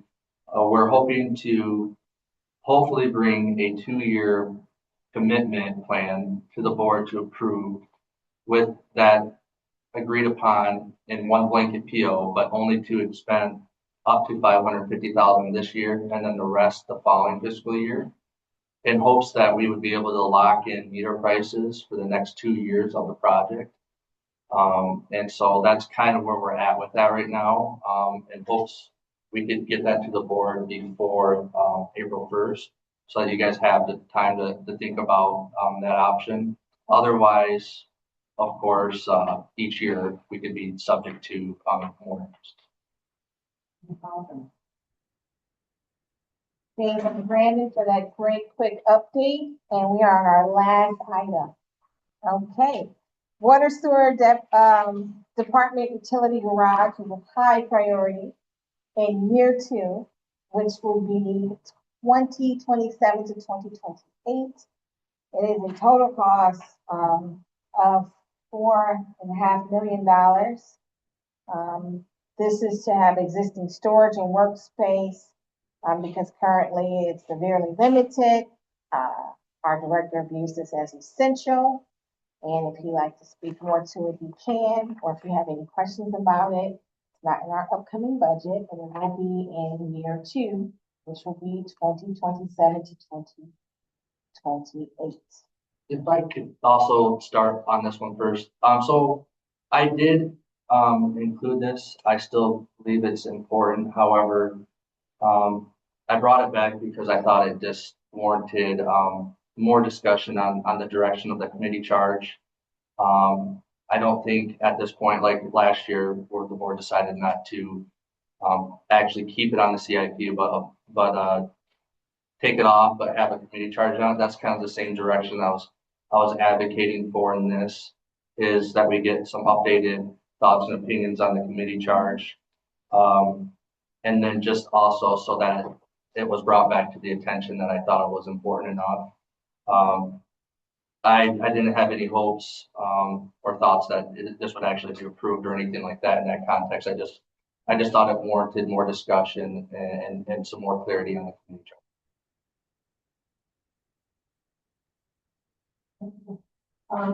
Thank you, Brandon. I think, I would recommend it not be in this capital plan at this juncture, just because of, it's gonna drive rates up. And until we're really certain about the full cost, which if we go in this direction, my sense is, it's going to be, the costs are gonna be much higher, because what this is anticipating isn't just the capital, it's anticipating the staff, the specialized equipment, the specialized training, the specialized licenses, everything it would take to do things in-house. So I went back and looked at our minutes from January 14, 2025, and, I do think it would be good to get a proposed committee charge together, Christie, Brandon, I'm happy to help whatever's needed, but what I thought I'm thinking more about what we did with like the fire services guidance committee. That was a good process. Said, what are the service standards? Are we just trying to control costs? I know we're trying to improve emergency response time. Like, what are the objectives, and then how do we get there? And then what's the full cost? Because this might be the solution. There might be other solutions. So for me, I would be supportive of, you know, getting that work done. And if you need to bring in experts to help kind of do that analysis, we do. But I want to kind of know what the operational plan is. Is this the best way to get there? Fully understand. I have a question, and the next thing we're gonna talk about is land, where we have land in county, Scio Township. And was there, an ideal or requested location where we would have a utility garage in Scio Township, whether it's, Scio Township Hall, or in the road, or, True. in the Red Barn? Yeah, so the reason why I indicated, Stabler Road is because there's enough room to expand even with the wetlands there. So again, it's all how this committee charge unfolds in the direction that the board wants to go at that time. If we're just looking for vehicle storage and a few odd and ends, I believe the property located behind our parking lot at Township Hall would be perfectly fine. Sort of the same kind of building that Washtenaw County Drain Commission put in. If the direction is that we want to provide full services in-house, the reason why we'd want the Stable Road location is over time we'd be able to expand the structures on the property. Will allow for a actual yard of pits for sand, asphalt, cold patch, dirt, gravel to do our own water main breaks. So we would need that extra space for that. If we brought sewer cleaning services in-house, we would want a spot to have two concrete bins for a drying area, and then also a spot to release all the liquid into our sewer main. And then also a spot for a 30-yard or 40-yard bin once those contents dry, to put in there to be hauled away safely. So it just give more land to the DPW for the township to decide how to expand the services. And we'd have the property to do it, where if we used the property behind Township Hall, we'd be limited in space. And I believe if the direction was to grow into our own DPW where we don't contract out any cleans, we would run out quickly with that location. So would it house a future Vector truck or a future dump truck or a future back, Yeah, so my thoughts would be taking on sewer cleaning and TV services first, which does require a utility garage because it can't stay out in the cold during the winter time to be constantly filling it. Dewinterize Vector truck? Correct. So it has to stay, water has to stay in the circulation system in order to use it. If you keep it outside, you would have to dewinterize it, use it, then re-winterize it again right away, or else you'd break a lot of components. So yeah, so that would be one of them. So a TV truck, a Vector truck, in the future, a backhoe, a rubber tire backhoe, and a dump truck to do miscellaneous water and sewer repairs. And at that point, again, it all determines on how much we want to do. You know, my opinion would be certain water main breaks and sewer main breaks would still be contracted out, depending on depth and utilities in the area. So in retrospect, Jessica is correct. It is very complex. It does take a lot of thinking on what exactly the township wants to be in control of. There are different liability issues. There are different licensing with not just your CDL or if you're running a TV truck, you got to be NASCO rated or NASCO approved. So there's a lot to go into it. However, without having all the factual information in front of me right now to provide to you, the main reason why people decide to do this in-house is the cost savings compared to contracting out. And with the committee charge from last year, could we bring that forward for the board to get that going? I do think, Season's over. yeah, I think I could follow up with Christie and we can figure out what we need to do to move forward. And I think just to get all the info on the table for food cost. Would you imagine not only equipment, but would your entire department move to that building? It would be my thoughts that at least all the, from field supervisor down, and perhaps maybe the utility director. My thoughts right now would be the utility director all the way down. Our department is still small enough where I still think it's very necessary for the utility director to be involved with the day-to-day operations and know what's going on day to day. Whereas a bigger DPW, that's not so much the case. The focus is on different things.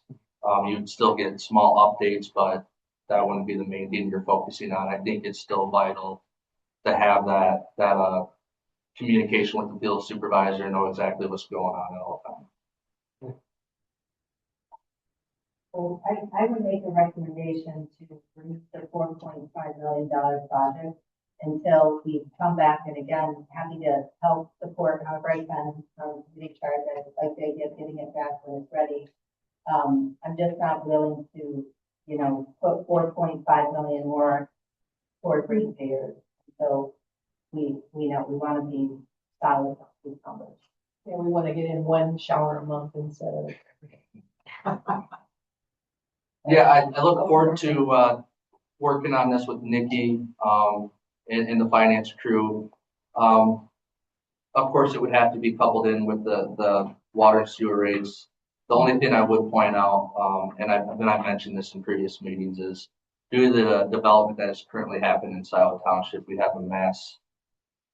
have a surplus of money that comes in for tap fees. And that could be a way to offset the increase in utility rates. I think, of course, it needs to be looked at fully by finance and see how those funds could be used to help limit the increase.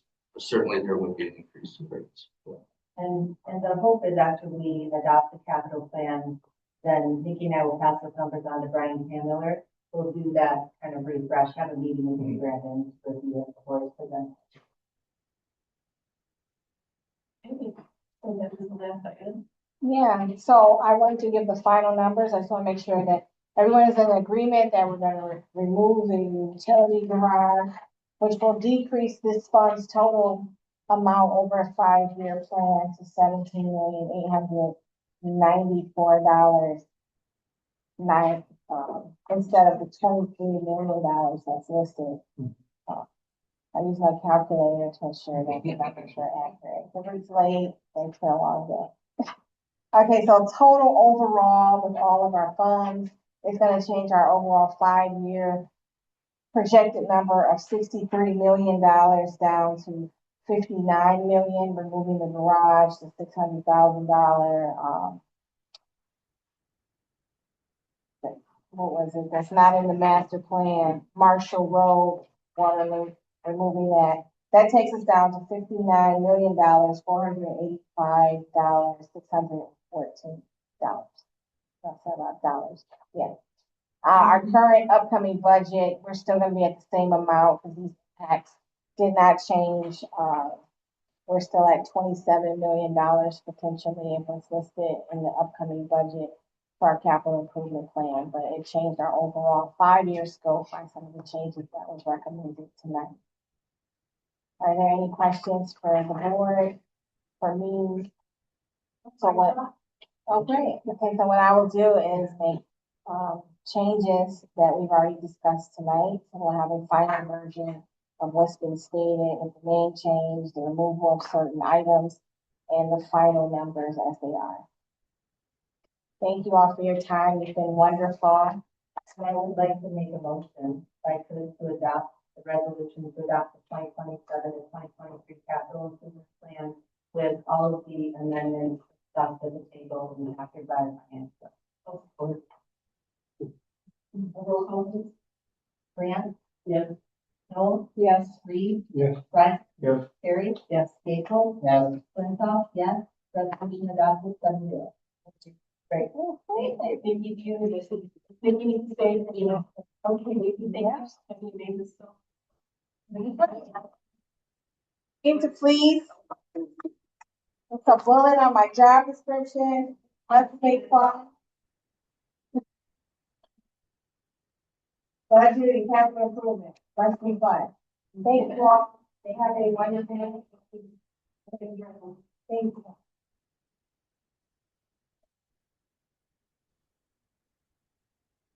Open on to O2 discussion, only discussion and,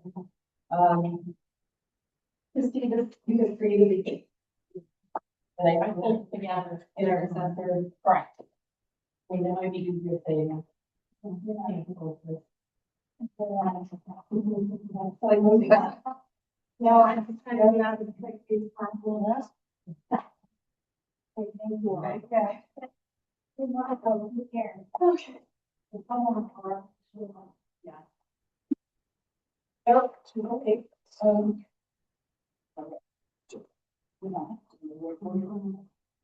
Back, if you want to share the background. Okay. The background is.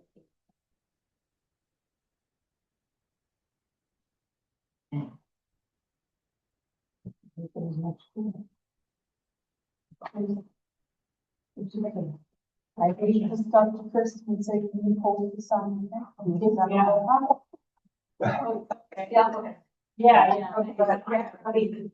The township currently owns several vacant properties within its jurisdiction. The township board of trustees will review and discuss these to consider their future use. So, Pull together all the parcels that the township owns, create a spreadsheet. I was asked to put, I asked Laura to make us a little map that looks nicer than the one I have, and, put what they are all zoned and identify those parcels that, what can we do with them? Because most of them are either preserved or they're, township owned for the fire station or township hall. They're owned by utilities for the pump station. And there were 4 of them that stuck out. And I created quickly, I didn't have time to make them too pretty, but just basically a little synopsis on each of them with a shot of just where they are and the zoning around them and who owns them. I also did an aerial of, so you can kind of see, and then just what they're zoned. And Laura could talk about what uses are permitted there. And I did give some suggestions as to what the board could do with that piece of property if Clarifying question, so the 4 that are highlighted. Yes. No. right now, number 7 is Stabler on 4. Number 10 is Jackson Road and Stabler Road. Number 16 is the small landlocked parcel. And number 21 is the red barn. Right here, bud. Right there. Sure. So just to add what Andrea said, each of these parcels, so the landlocked parcel really, not conforming, it's landlocked, it's 0.1 acres. It's not developable in any way. So its usefulness is really probably only to those parcels that surround it. So the best use of that property may be to ask any of the neighboring properties if they want to absorb that acres. The Question. Probably, funding. Was this developed perhaps survey here? I don't know. I remember, I think it was back in, Jim was the assessor and kept getting notices that taxes got from the county. And then he said, you know what? Let's just have the township own it. So we would stop getting these notices, so we'd go to tax sale. And then, because we researched the deeds and it had to be a survey error, so. Because I took pictures of the aerials for, or the Mylar maps in the basement today. So from 92 and 97, they were fine. So somewhere between 97 and some type of survey error. It was probably like a property line adjustment or There's something. something happened and I can't find anything in the files. It's weird that it would end up with its own tax agreement. He assigned, when there is a gap like that, he assigned a gap like that. And instead of it kept going to tax sale and so just that time, somebody will. And the reason I gave you an aerial shot is because if you were to go out to the property, you could tell where it was. No fence line, there's no tree, Just scrub, scrub. just scrub, yeah. So are we currently paying taxes on it? No. It's exempt, it's exempt. It's just, Right, but hold on. Back on here. I thought it's not just that Scio Township owns it. I thought Scio Township has to own it and had it designated for a public purpose. So before anybody cuts me off, Mariah? Generally, yes. Okay, so I assume somewhere along the line, that's the reason, purpose as a reason to not pay taxes on. I'm not saying that's bad, I'm just being clear that we're not get it back on the tax roll. Other side, or, I mean, I think we all now don't have a plan, public purpose for it, and that's what he does. So we should either be, I mean, I think we should get it, we should probably sell it, find somebody who wants it and do something productive. that's all right. Yeah, Laura was suggesting a neighboring.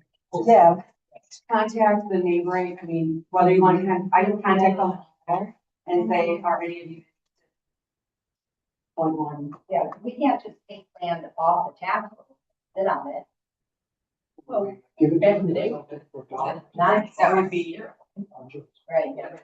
Would it support, and, you know, an emergency tower? Would it support, No.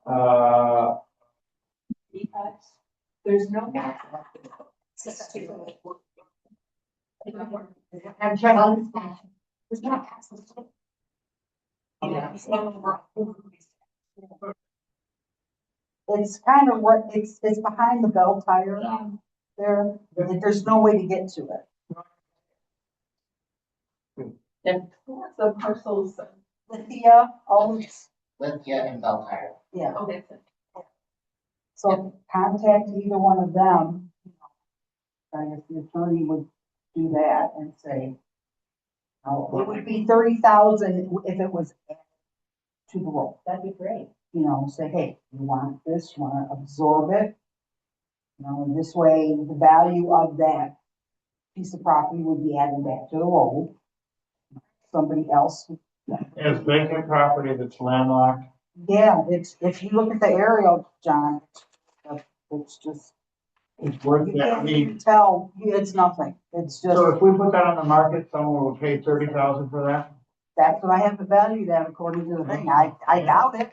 Nobody would buy it, but those that surround it. If it were to be developed, they would assume because of just how the land's out. But this is gonna increase their minimum. Worth a shot. Yeah, Just one of the Yeah. property owners.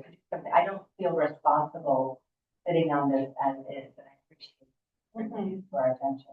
Right, so it would make sense for maybe Mariah, you know, legal counsel to send a letter to the owners surrounding. Hey, there was a surveyor's error somewhere along the line. If they decline, then we continue to. Well, I think, I mean, since determining really a public purpose, then it's one of the properties we can get. No, but we could start if it wasn't public. I'm just saying, I think hopefully somebody's interested. I think the question is gonna be, you know, if we start at 30, what's your bottom? What's the low, what's the least amount? We'll have to decide it. In a fully formed. But I don't know if we want to go around, I mean, it seems like a reasonable thing to do, is to reach out and, or. Would that be Yeah. a future agenda item, like Zoom?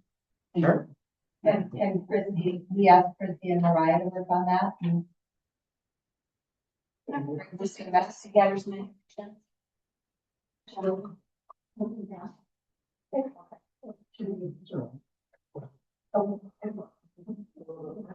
Purchase this 0.1 acre parcel.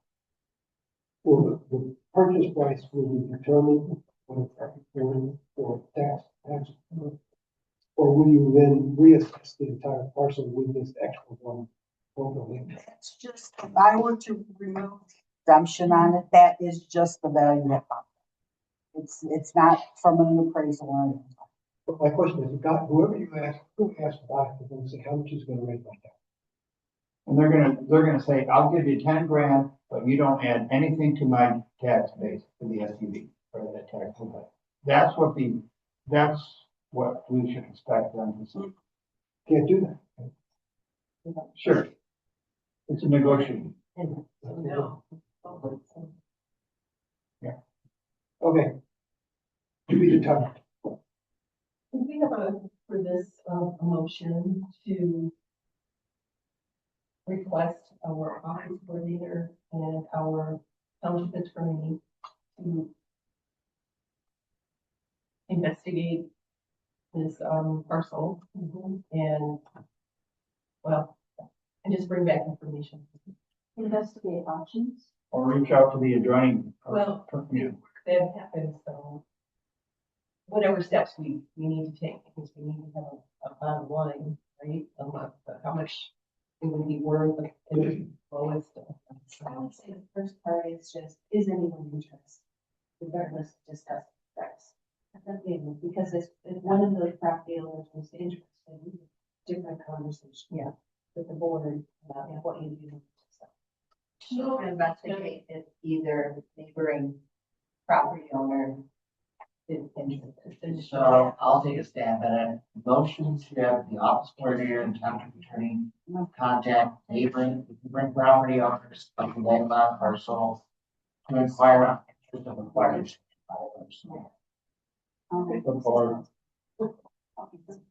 that okay, Jillian? Sure.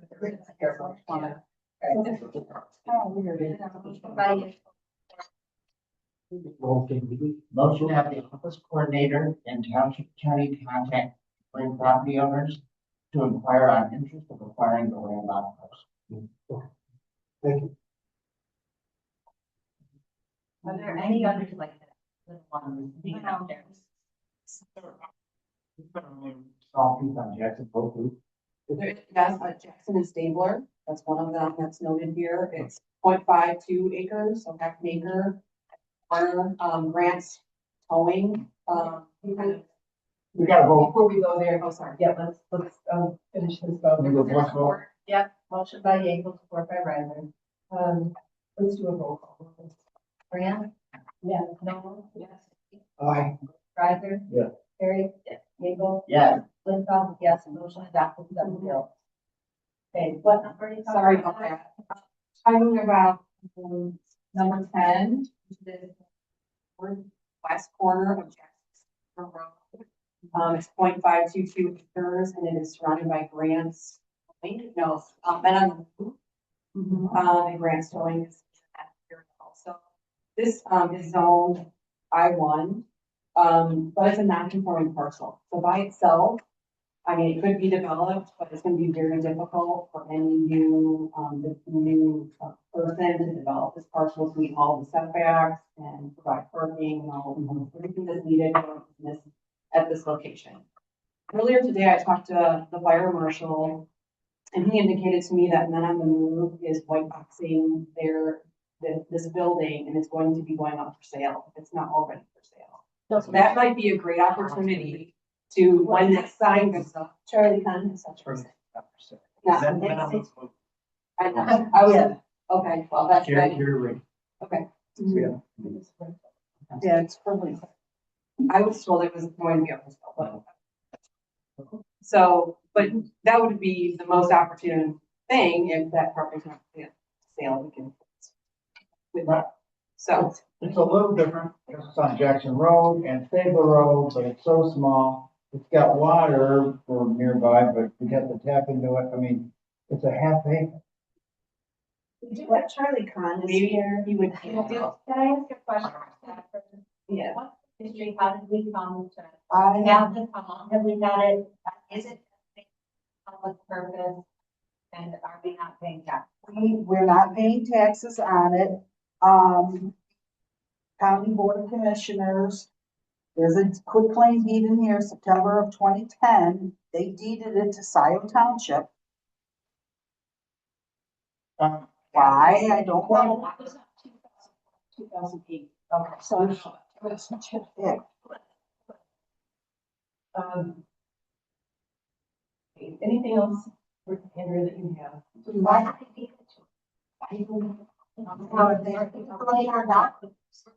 did you say about this? I should add a little bit of context. Potential ways to utilize this for people who want to sell it, but Okay, well, I thought, let's do some history, if that's okay. There used to be a gentleman, he in this room who knows a hell of a lot to promote this, for this table, we're making it, so I would ask that we invite him to speak on it if he wants to. I was calling on him. What's up? Yes, thank you. I'm sorry, just asking for staff to comment first. The only small thing I wanted to add is, If that's okay with the rest of the board. Yeah. this small, right now, currently, Jack has to maintain the sidewalk frontage. And then we also mow that property maybe once a month or, so it is required maintenance from the township. Yeah. That's all. Yeah. In past conversations with Kiwanis, which are just down the road, they've expressed interest in either collaborating with the township to utilize the space for community gardening or to purchase that parcel again for community gardening. Great. Thank you. Charlie. Tom. Now, Swisher Commercial. Years ago, I did a opinion of value for Dan Harvard, was the chair of the DPA back then. When the road commission deeded it to the township. That property was taken over by the road commission because there was a building there, and when the boulevard was put in, it was a high-tech lab, and it created too much disturbance for the building, and therefore a takings settled that, and the road commission had to buy that building. The building was torn down, but in that time, and when that road commission, when the boulevard was developed, there was variances and setbacks so that parcel has deeded access to the stormwater and an easement and reduced setbacks so that it is developable. It's not a wasted piece of property, that's all I have. So you'll have to check some of those things that were done in the deed. But it is something that could have a little drive-by coffee shop or something like that. It is of some utility use. And then the Mountain building is only for lease. That is not Mountain anymore. It's just Gary Wrigley. So one of the owners of. And then, yeah, that's all. Oh, thank you. That's Yeah, all. thanks, Charlie. Thank you. So, waiting 2.5 hours to tell us. So, it's all there. But it's in the overlay district for Dale Jackson Road Boulevard, so. It's zoned I-1. Yeah. But available for a settlement in judgment. Yeah. Okay. Yeah. And would this be something at 0.52 acres that could be a pocket park? Something like Graywall Park in Pittsfield, or, I mean, there's gonna be a density behind Menards, I'm not saying that's the best use for it, by the way, but there's Scio Farms across the street, there's Kirkway, there's a lot of density. Might this be a walkable or a little bit of parking or park on the side road? Is this something that could be a pocket park / community garden ? Or are we better off getting a commercially developed? And I'm not positive.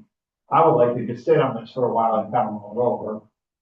I would like, We've definitely been sitting on this property, so I'm Yeah. glad we're talking about it. 2009. and I would like to see the deed, or if somebody could research that. Yeah. Peter, you're so thorough, I'm sorry. Some things they try. Yeah, the deed from that county. Yeah. Transfer dollar.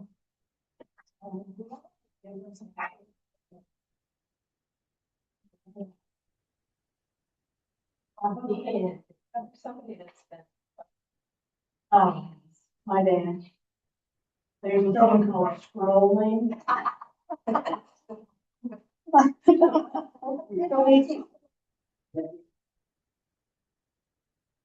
You know, part of why I wanted to have this conversation, I'm glad. I mean, like, David had, like, sorry, Kathy's gone, I'll wrap it for her too, but like, has the board ever talked about this property? No, we've just been mowing it and not paying tax. The other day, we just came up with more than a little. I know, but I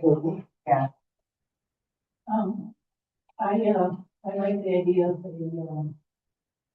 what did you call it, garden?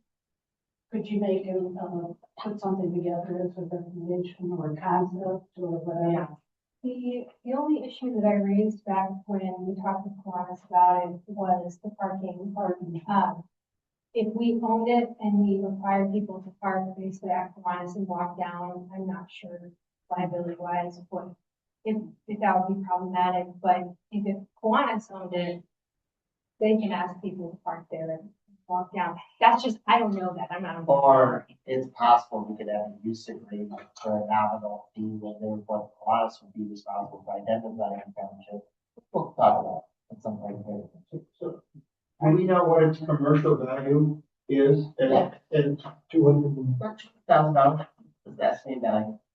187, 180. 187, 5 And do you mind if I ask the commercial realtor, broker, or agent in the room if that parcel will likely sell for $200K? Easy, it sounds like more. No. You've got lots of land in the county. We have only so many properties along boulevards that we can have businesses on. No, I appreciate that point. Okay. Can I throw out an idea? So I'm looking at highest and best use. There's a property that we're gonna talk about in a minute down the street. And it's substantially more acres and we can have a community garden on for a period of time and we do other things with. But maybe the best and highest use of this piece of property is to market it for sale. And see what we get. Maybe we get nothing, maybe we get some interest on it. And the thing that's interesting about it, this property is right on Jackson. Like that's the thing. So I don't know if there's anything Scio Township wants to do right on Jackson Road, like a very highly visible, activity, but I would be interested in kind of hearing both options, because I need more information, like, I mean, if it's a significant sum of money, and sometimes the highest is not interested, securing public resources for, so many of the capital projects that we just talked about. For those use vacant land sales on Jackson Road.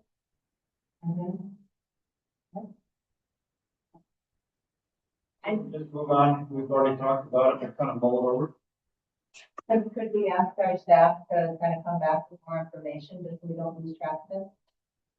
I think we'll direct the project manager to review, this parcel from commercial sales. Motion to direct the project manager to bring back. How about this? A proposal for commercial sale of this. And I'm gonna identify that it's number 10 on the map. Perfect. Support. What parcel number? The Jackson Road and State Park. Support. Okay, roll call please.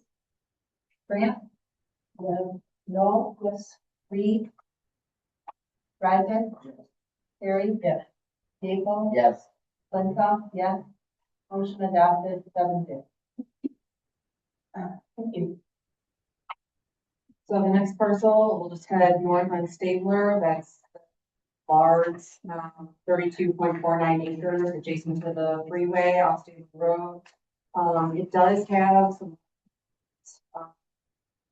and trees, but it's my understanding that this was always intended for utility purpose.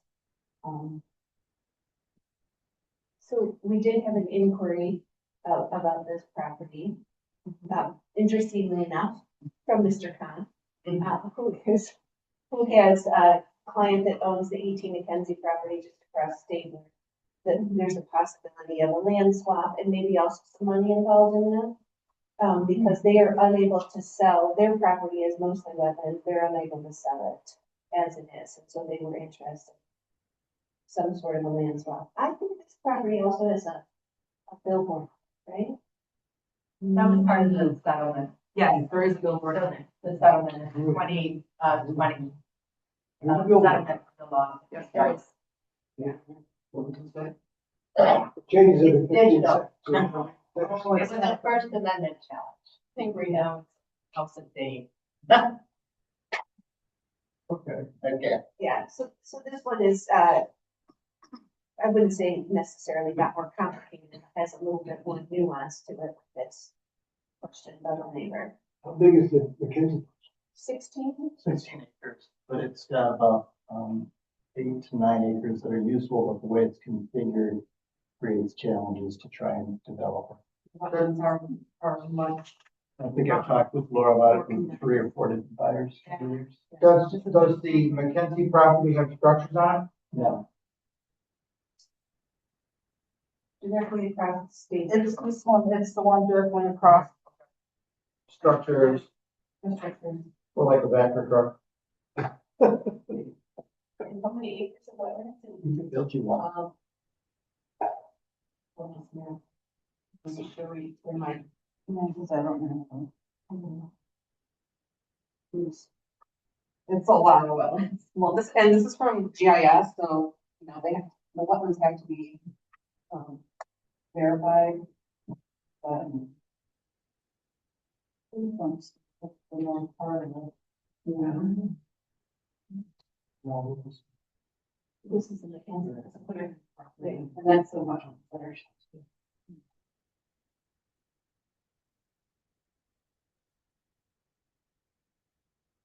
So have we received a formal offer or just entreaties or just interest? Just a question, just possible. I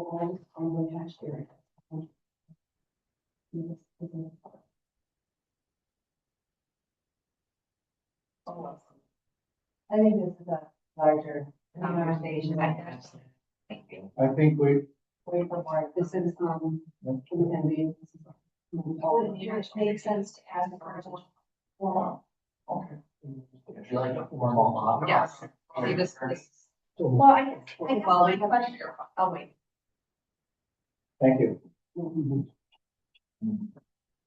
Yeah, I think more information about any potential offer, but also this property, like, you know, Matt Park told me the history of this property once, you know, like why we held on to it and is it still a good negotiating, you know, point with the city of Ann Arbor in this contract. So I want to just not forget kind of the fundamental history of that. And I don't know, to decide now, maybe things have changed it up. Maybe that's not our backup option, but I don't know what. I don't know. I also know over the years, there's been various requests from Kiwanis, at least for temporary use for different things, if not more permanently. There's been different recommendations from our parks director about different use potential, you know, space for another township building for utilities or whatever. So I just feel like there's a lot of things in the mix. And so I guess I'd want to think about, like, would we want to entertain a swap? Does the swap allow all of those possible future uses? Or does that then limit our choice? That's kind of my question. And right now, Because I like that we have a bunch of options right now, but we have fewer options as well. so we own it for a public purpose. We don't pay taxes, correct? Okay, so at least we have that right there. One thing you have to consider also. Also, if we validate if this is there, is a remnant, where remnant native plant. That would be good to know more about. That was a one. And back when we talked with Clarence about this, they talked about being interested in putting a conservation easement on their property. If we can, if they would be willing to work with them to allow access to that, like wetland area. Right. Just another. Is there a gas line or something? There's something There's a ditch for sure. Yeah, that's, yeah, they thought there was a region. So,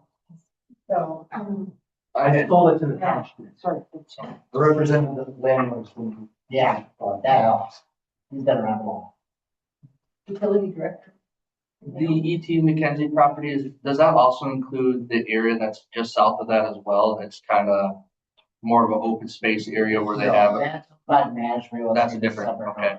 The only other context I want to provide too is that with talking about this property, the water is all the way down there, the sewer is not all the way at the end of the drive, and neither is gas. So just a little bit more context that if, depending on what was done with it, those utilities would need to be extended. I was curious if the E.T. McKenzie property was what he just mentioned, a little bit further south, because then all those utilities are already there. no And utilities don't do this on either, is that correct? so water goes all the way to the end of the block. It's just gas and sewer. And into building it. Oh, Yeah, so anything proposed down that way, we'd have to add some more extended utilities. So when it was purchased initially, I was on the board, and the thinking then was that this could potentially serve as a Scio sewer treatment plant. That was the plan. I mean, it was kind of a far-fetched right, idea, right. but that's why it was purchased. Is there going to do something?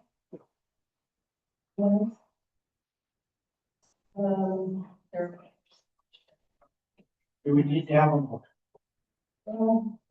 Talk about it. Seems like there's a lot of things that could happen. And, I don't want to get lost, but if, you know, I guess if somebody's interested in finding out more information and bringing it back, right? Or we. or we may be presented with an offer that we have to deal with. Chris just raised his hand once in a while. Yeah, but it just sounds like if we, I'm just saying, I appreciate we may get an offer, but it sounds like there's a lot of questions about like the ecology, about different uses. I'm just saying that maybe we want to just have. What's your zoning? Plan to have a conversation about the IRC. property holistic. Industrial? IRP, industrial research. Okay.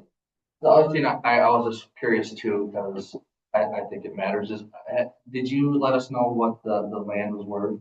I didn't think we heard it on this property. Is what I would have it valued at. With the what? 4.9 million. Okay. That's significant. Yeah. Ever comment on that, John? So, That's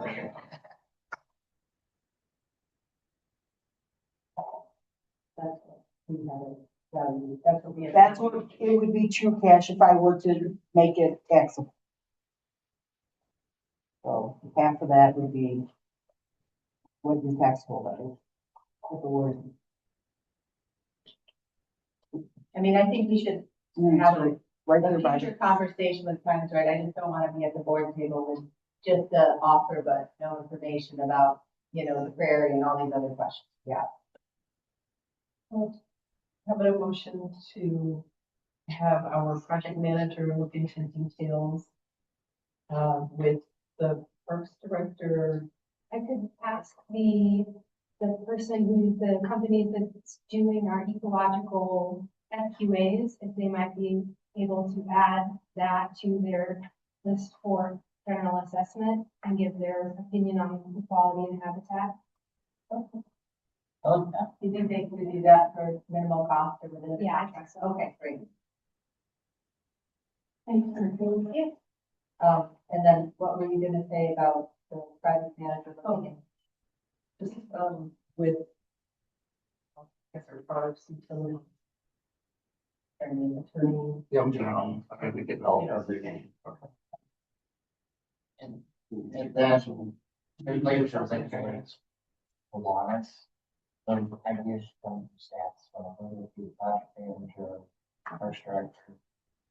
I mean, especially using the site on a temporary basis makes a lot of sense. Just setting there. Yeah. You could do it. I thought that was a great idea about the. Yeah. What they're gonna keep, Right. wellness education, environmental.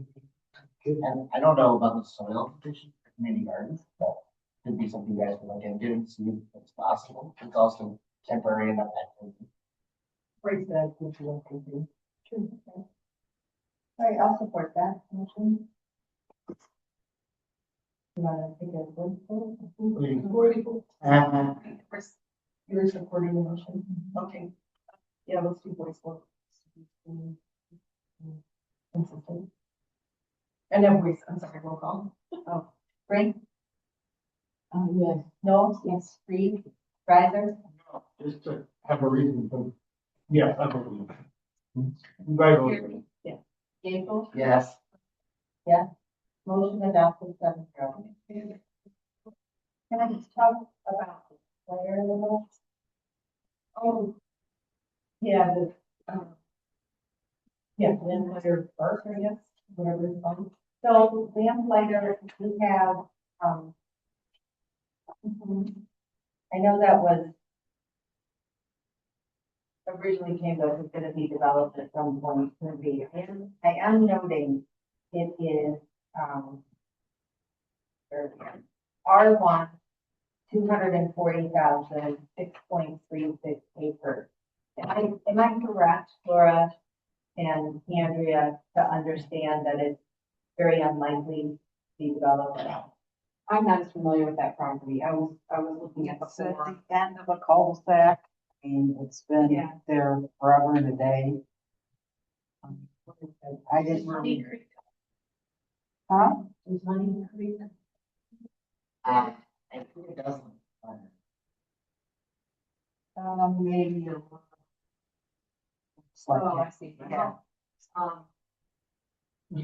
It's like there's a creek that hits the northwest corner, and there's wetlands. There's quite a bit of wetlands on that parcel. So I don't know. Much of that property is developable. Yeah, it appears from GIS that there's quite, the majority of the parcels are come from. Right. That's probably why it wasn't developed over the years. What, Golden, can you tell us the history again? David, Well, slowly. On that street. Yeah. yeah. These were- What, did he have anything to do with? No. Oh. So why did it come from? The developer wanted to get rid of it. And it's that you are? He couldn't build it. Was it great? But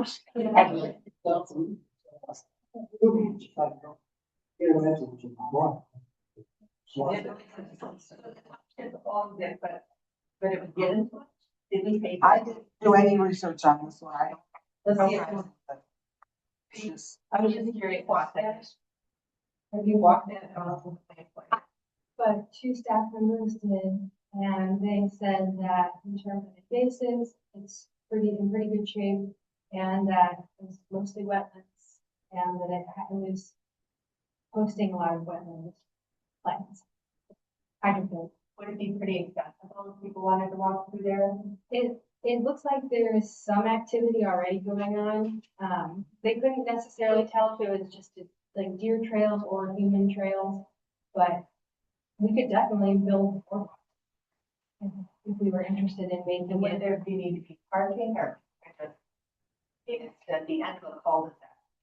And it looks like, I'm sorry, it looks like it fronts like Dexter and Arbor Road. It touches Miller, I'm sorry, Miller Road. People that live in that area probably walk through there, take their dogs and, you know, walk in the woods or. I had someone come to the township a couple months ago asking who did this. Oh, we did. They're like, oh, well, we want to be like, the big thing over there, like, I said, so you can't build anything there, you can't build a house, a shed or anything. They were able to park kind of at the end of, kind of like a dead end over there. The park staff were able to park there and they said there's basically road parking, which. Like on the outsider there? Yeah. Yeah. It looks like the township's had its property since Okay. And we've not. the township's had its property, it looks like since 1993. That's, I don't know, I can't look at all the details, but that's fun. But you The can last say it 40 has a public purpose if we're allowing people to walk. Or just even preserve. Yeah. I mean, I think it makes sense. As a preserve or park, whatever, you know, designation or that would just, but be curious, Murphy, when you bring that proposal back, just kind of what just the access that, you know, there's a plan for that. Can we just leave it in the condition it is without like boardwalks that disturb habitat? Absolutely. They just preserve it. Yeah. So is that something you could bring back, like a proposal, like a resolution? Yeah, so we brought this, the Parks Committee discussed this and they made a motion to designate it, you know, make the recommendation to the board to call it Lamplighter Preserve. And that was part of what was gonna come to the board when the whole resolution about all of the. So this would be newly done. Yeah, we almost had it, but then for the Arbors Grove property, we had a name and we were gonna bring it to the board with all the other names, but we ended up needing to change. So once that name is picked, then we can bring all of these. And I'd just be curious to, just like at least awareness of the lamplighter neighbors, that they would know that we're doing this. I would assume they're okay with it, but. I would think you would put at least a sign. Yeah, definitely. Yeah. It's a really cool name to Lamplighter Preserve, so. Cool sign to have. And we'll get. Flyers. I do, support having this just as a preserve. It makes sense. Yeah. Okay. There was one more in the barn. Yeah. So I was. Let you know when it's. Looking forward to. Yes. Correct. Well, a farm is on PUD. There is a conservation easement associated. Here's this parcel land. So what are we gonna do? I don't know. Price problem. I'm not sure you can build any. Oh, it's small. Well, but I mean, I don't think that, I think conservation. I don't think so. I don't get it the last time. Okay, that's fine, that's fine. Small, and I mean, the only that would be allowed there was a house with a barn. You could build a house. If it could provide for a well and a septic system. And a house. Well, there was, but we have new county, the county would have to determine whether it now, right, and provide a contemporary septic and well. Can I make a suggestion that we ask, our community to think of a concept? Could be community garden, could be, picnic table on this side of the room, you still need to have parking. So I've been, talked about in the past, inviting too much of the public would become problematic, but if we were to take the driveway as it is and create like a loop, if that's a possibility. In general, my feeling about the barn is that we already know that this is an active roosting site for bats. We know that overall Michigan's population of bats has decreased by 85% since 1980. And this is a really cool opportunity for the parks at least to monitor this population and be able to contribute this data to MNFI.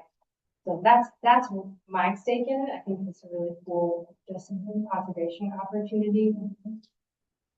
But in terms of inviting the public, I think we could have like really limited bat nights. If people wanted to go out and do emergence counts with us, we could limit it to 5 people, carpool. That's always a possibility. But again, I just think about bats. So I know that my scope is very small. I think that, I mean, I was wondering about something similar to that too, like if there's some nature programming or something that could be done. Has there been any consideration by anybody in the township about if we can have pedestrian access there? I mean, through the township? It would be tough. Yeah, because it's wrong. I'm not talking about the road, off the road. Yeah, I'm talking about a trail or non-motorized. I'm talking about a trail. I mean, actually, we've got 3 acres, a lot of crap compared to this. Yeah. It's adjacent, isn't it? I think it's. I'm just saying, that concern. I think it's 3 acres, yeah, contiguous. Yeah, Yeah. and we have access off of Hawks. Yeah.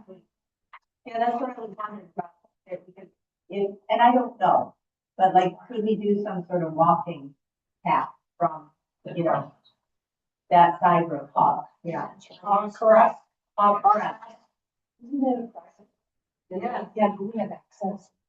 Yeah, so like press, you could park and then, I don't know what the rules are, but all conserved, like if it were a nice walking path to the barn, I don't know, to do something cool with that. What? There's almost across the street from here. There's the, I Yeah, can see it. exactly. Then there's here, but. I mean, because we're talking about, you know, the former Ren's farm and you got the Vestergaard, you know, he wants to expand his programming. And I know that's a long ways, but I mean, there seems to be some kind of interesting stuff going on the other side of Wagner. I'm just saying that, yeah, I think Jan has also talked about the idea of connecting the community gardens that's by Vestergaard, you know, in a walking path and somewhere over to this building somehow. I don't know what the idea was about getting across the street, but it seems easy staying on that side of Wagner. That's a question that maybe we talked about it, but because there's now a roundabout there, where there didn't used to be, would any ingress, egress have to go to the road commission, or does it already exist? Because, does anybody know that? Because It's a good question. It's a lot of traffic. There's an old, there was some history there. I think the township, I don't know, there was some interaction with the commission at the time. I don't know the answer to that. Will they let us put a drive? I But I don't know that it's permitted. That's the real question. Is it a permitted driveway for more than just what we historically? well, yeah, a couple of guys parking the boats there. I'm gonna go back to Kathy's comment. It's a good place for me. I agree. That's great place for me, guys. So I mean, there's all sorts of stuff that, what things are fine. I'm just saying, like, walking there to do something fun in nature. So conservation easement, I remember when we got the property, the easement merges, so there's no longer a conservation easement. That property. You don't give yourself a conservation. Right. And there's no language in here about it. So. So from Hawkcrest, if there was a pathway or a sidewalk or whatever, Just a pathway, like dirt. okay, but does the barn property abut Hawkcrest? No, we would have to do something. For sure. Yeah, because we just, closed on the conservation easement for the bottom. So you're right. Bottom, yeah. Yeah. It's a I'm different, just saying, it's all conserved. People all have this intention to keep it natural and nice, like people walking through a nice little dirt trail to go do something cool with that instead of eating on the property. South Park Crest, it's part of the green belt and Scio Preserve. So it's a combination of. Yeah, what would they do when they got? look at that. I think there's endless opportunities. I don't know, I'm not the expert in that, but something. Yeah. Or maybe could you contemplate some other ideas? In ground. Also, the topography there, where there's the slope away from the barn, the area that's flooded. So that's something to consider, how we would manage the seasonal flooding. It tends to last about till the end of July, it seems like. But really, my biggest concern with inviting people is the safety aspect of it. Because even when I went out there with our parks truck, it's tight. It is. Nice to meet them. I'm not, I mean, I think it sounds dangerous, like to try there, I'm saying, is there a way for people to walk there? And if it's so close to the roundabout, people have to slow down. So there's action. So, you come in and you have to, you go south, you come in from the north. Anyway, I thought it sounds like, have an option, some ideas for it. I'm just sick of hearing about it. We can sell it, or we can keep it, or we can rent it. Anyways, I think this is a better. Can I ask a question of the commercial realtor as to whether he thinks this is a marketable parcel? A red barn at the intersection of Wagner and Scio Church. It's got standing water a lot of the times. The barn doesn't have any concrete floor. No utilities. No utilities. Most of the cases I've seen of the historic barn like that gets someplace where it can be better utilized. That piece right there, because of the access, limited access, the inability to do anything further from a development standpoint, based on no water or sewer septic service availability there, the chance of getting anything with the health department there. Highly important. So, maybe you donate that to another historical barn society or something like that. They take it with, then you can put a garden there. But it's not, it wouldn't bring it, I would not want this. Yeah. So if we move the barn, moves on. Or not, or back one yard. We can, the one we have under. Is the wood good inside the barn? Is the wood good? Yeah. We said the Barn, the barn, the wood, for the barn. Barn builders. So, not right now, or you just put the. It's almost the same.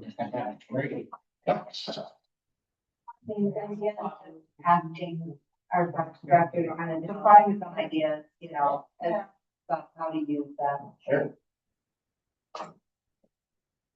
Then Chris's file said something about the historical designation or something like that, Yeah, that we're we're gonna- gonna explore that.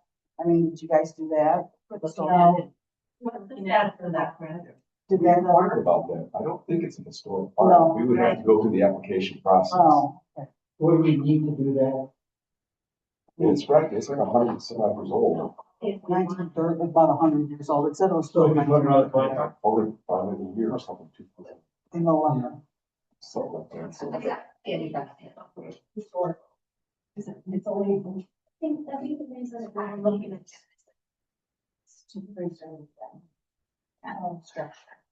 If it has a certain designation, so it's kind of tied in. Having to put money into.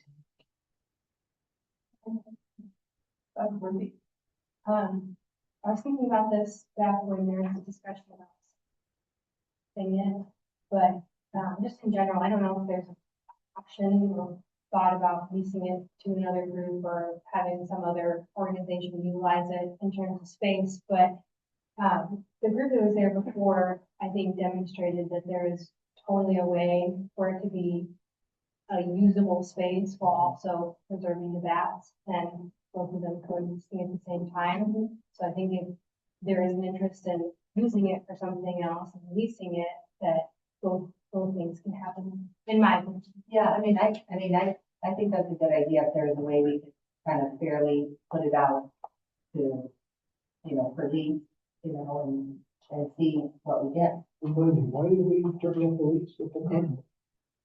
They didn't want to pay for the roof. And it had been kind of a sole, there were several reasons, came down to the roof, but also it had been, never competitively bid, and I would be supportive of that. We had some criteria, like. Your access.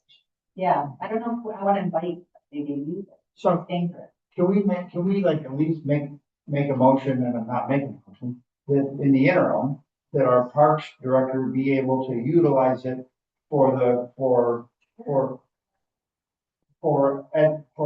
educational purposes and for, and open it to the public on a limited basis as she sees fit.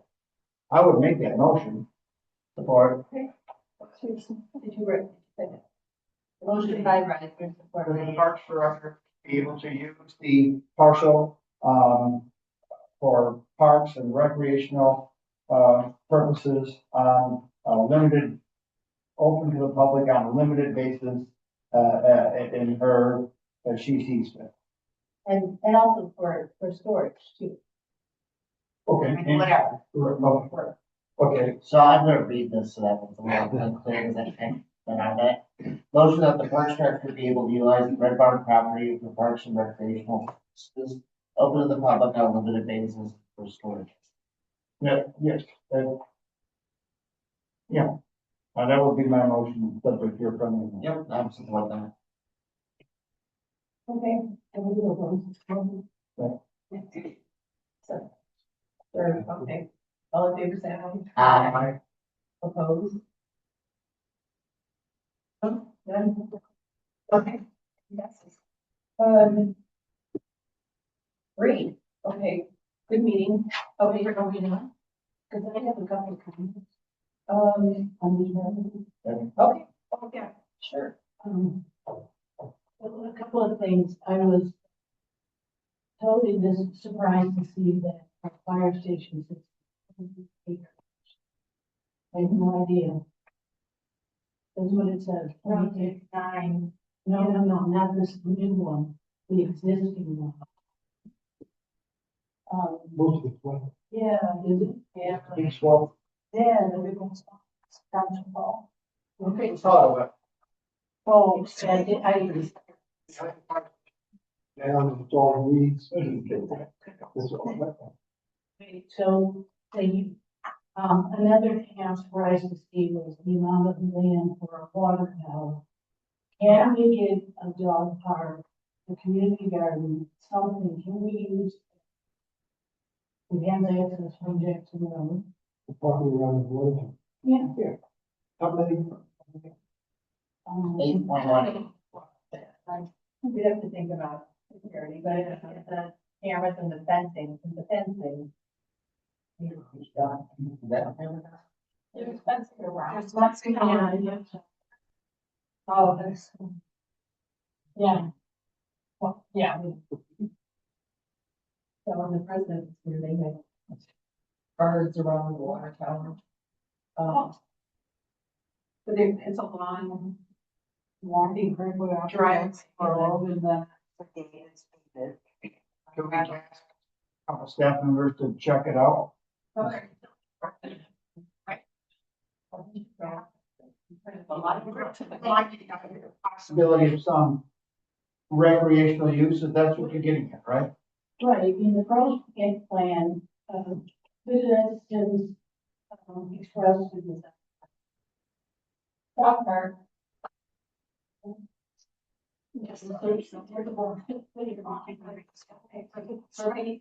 Dog parks are disgusting and totally, we really need them. So, They're disgusting and we totally need it. yeah. We need places for people to put their off leash. They're tough to maintain, but I think that it's worth it. Who cleans it? We do.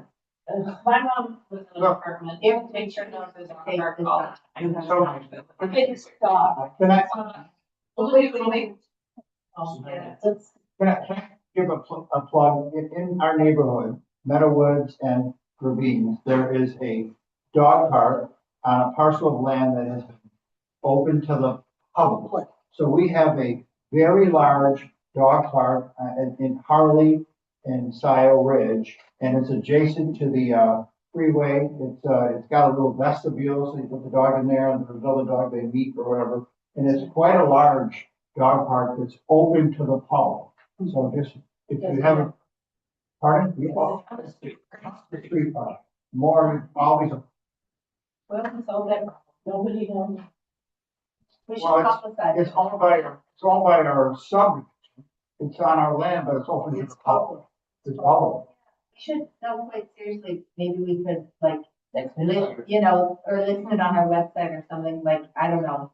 Like, if you're looking for a dog park, here's an option. No, I mean, it's always open. Yeah. Point of order, we're 9 minutes to 9 and trying to be respectful of our host. I just don't We have think- until 10. Nobody has. Come on. I was in a meeting with, Origin, and we were talking about park work. And, Matt gave us a map, Park Road, where the vote was marked. The trees that were gonna be removed. Over park. And I think it told anywhere between, on both sides of the road. They want to 17 feet from the edge of the road, on both sides. So they want to clear cut, it's 66 feet. Who's the Workers. Because there's culvert work. It's gonna be done. Well, It's most of it culvert. well, they don't need 17 Oh, I'm sorry, where? from Z to the end of where they think. They discussed this, you and I were at it. Yeah. I'm gonna ask Bob for if we can do 10 feet.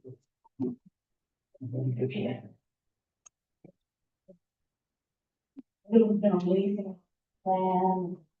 Anything. There's no line on. Yeah. OHM, probably, Chris, we're going to OHM present Yeah, what I they think it have was so far. discussed. We did a presentation. for public comment.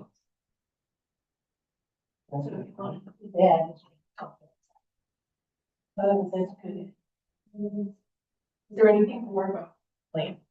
No, okay. So let's move. I want to thank Laura and Andrea, Trustees, everybody for your work. Thanks, Andrea. Thank you. Thank you for. Thank you both for sitting through this and helping us. Okay, now we're here for public comment. This is. I'm going to speak to the board president for 5 minutes, but it matters. And we begin with anybody present. And for any present.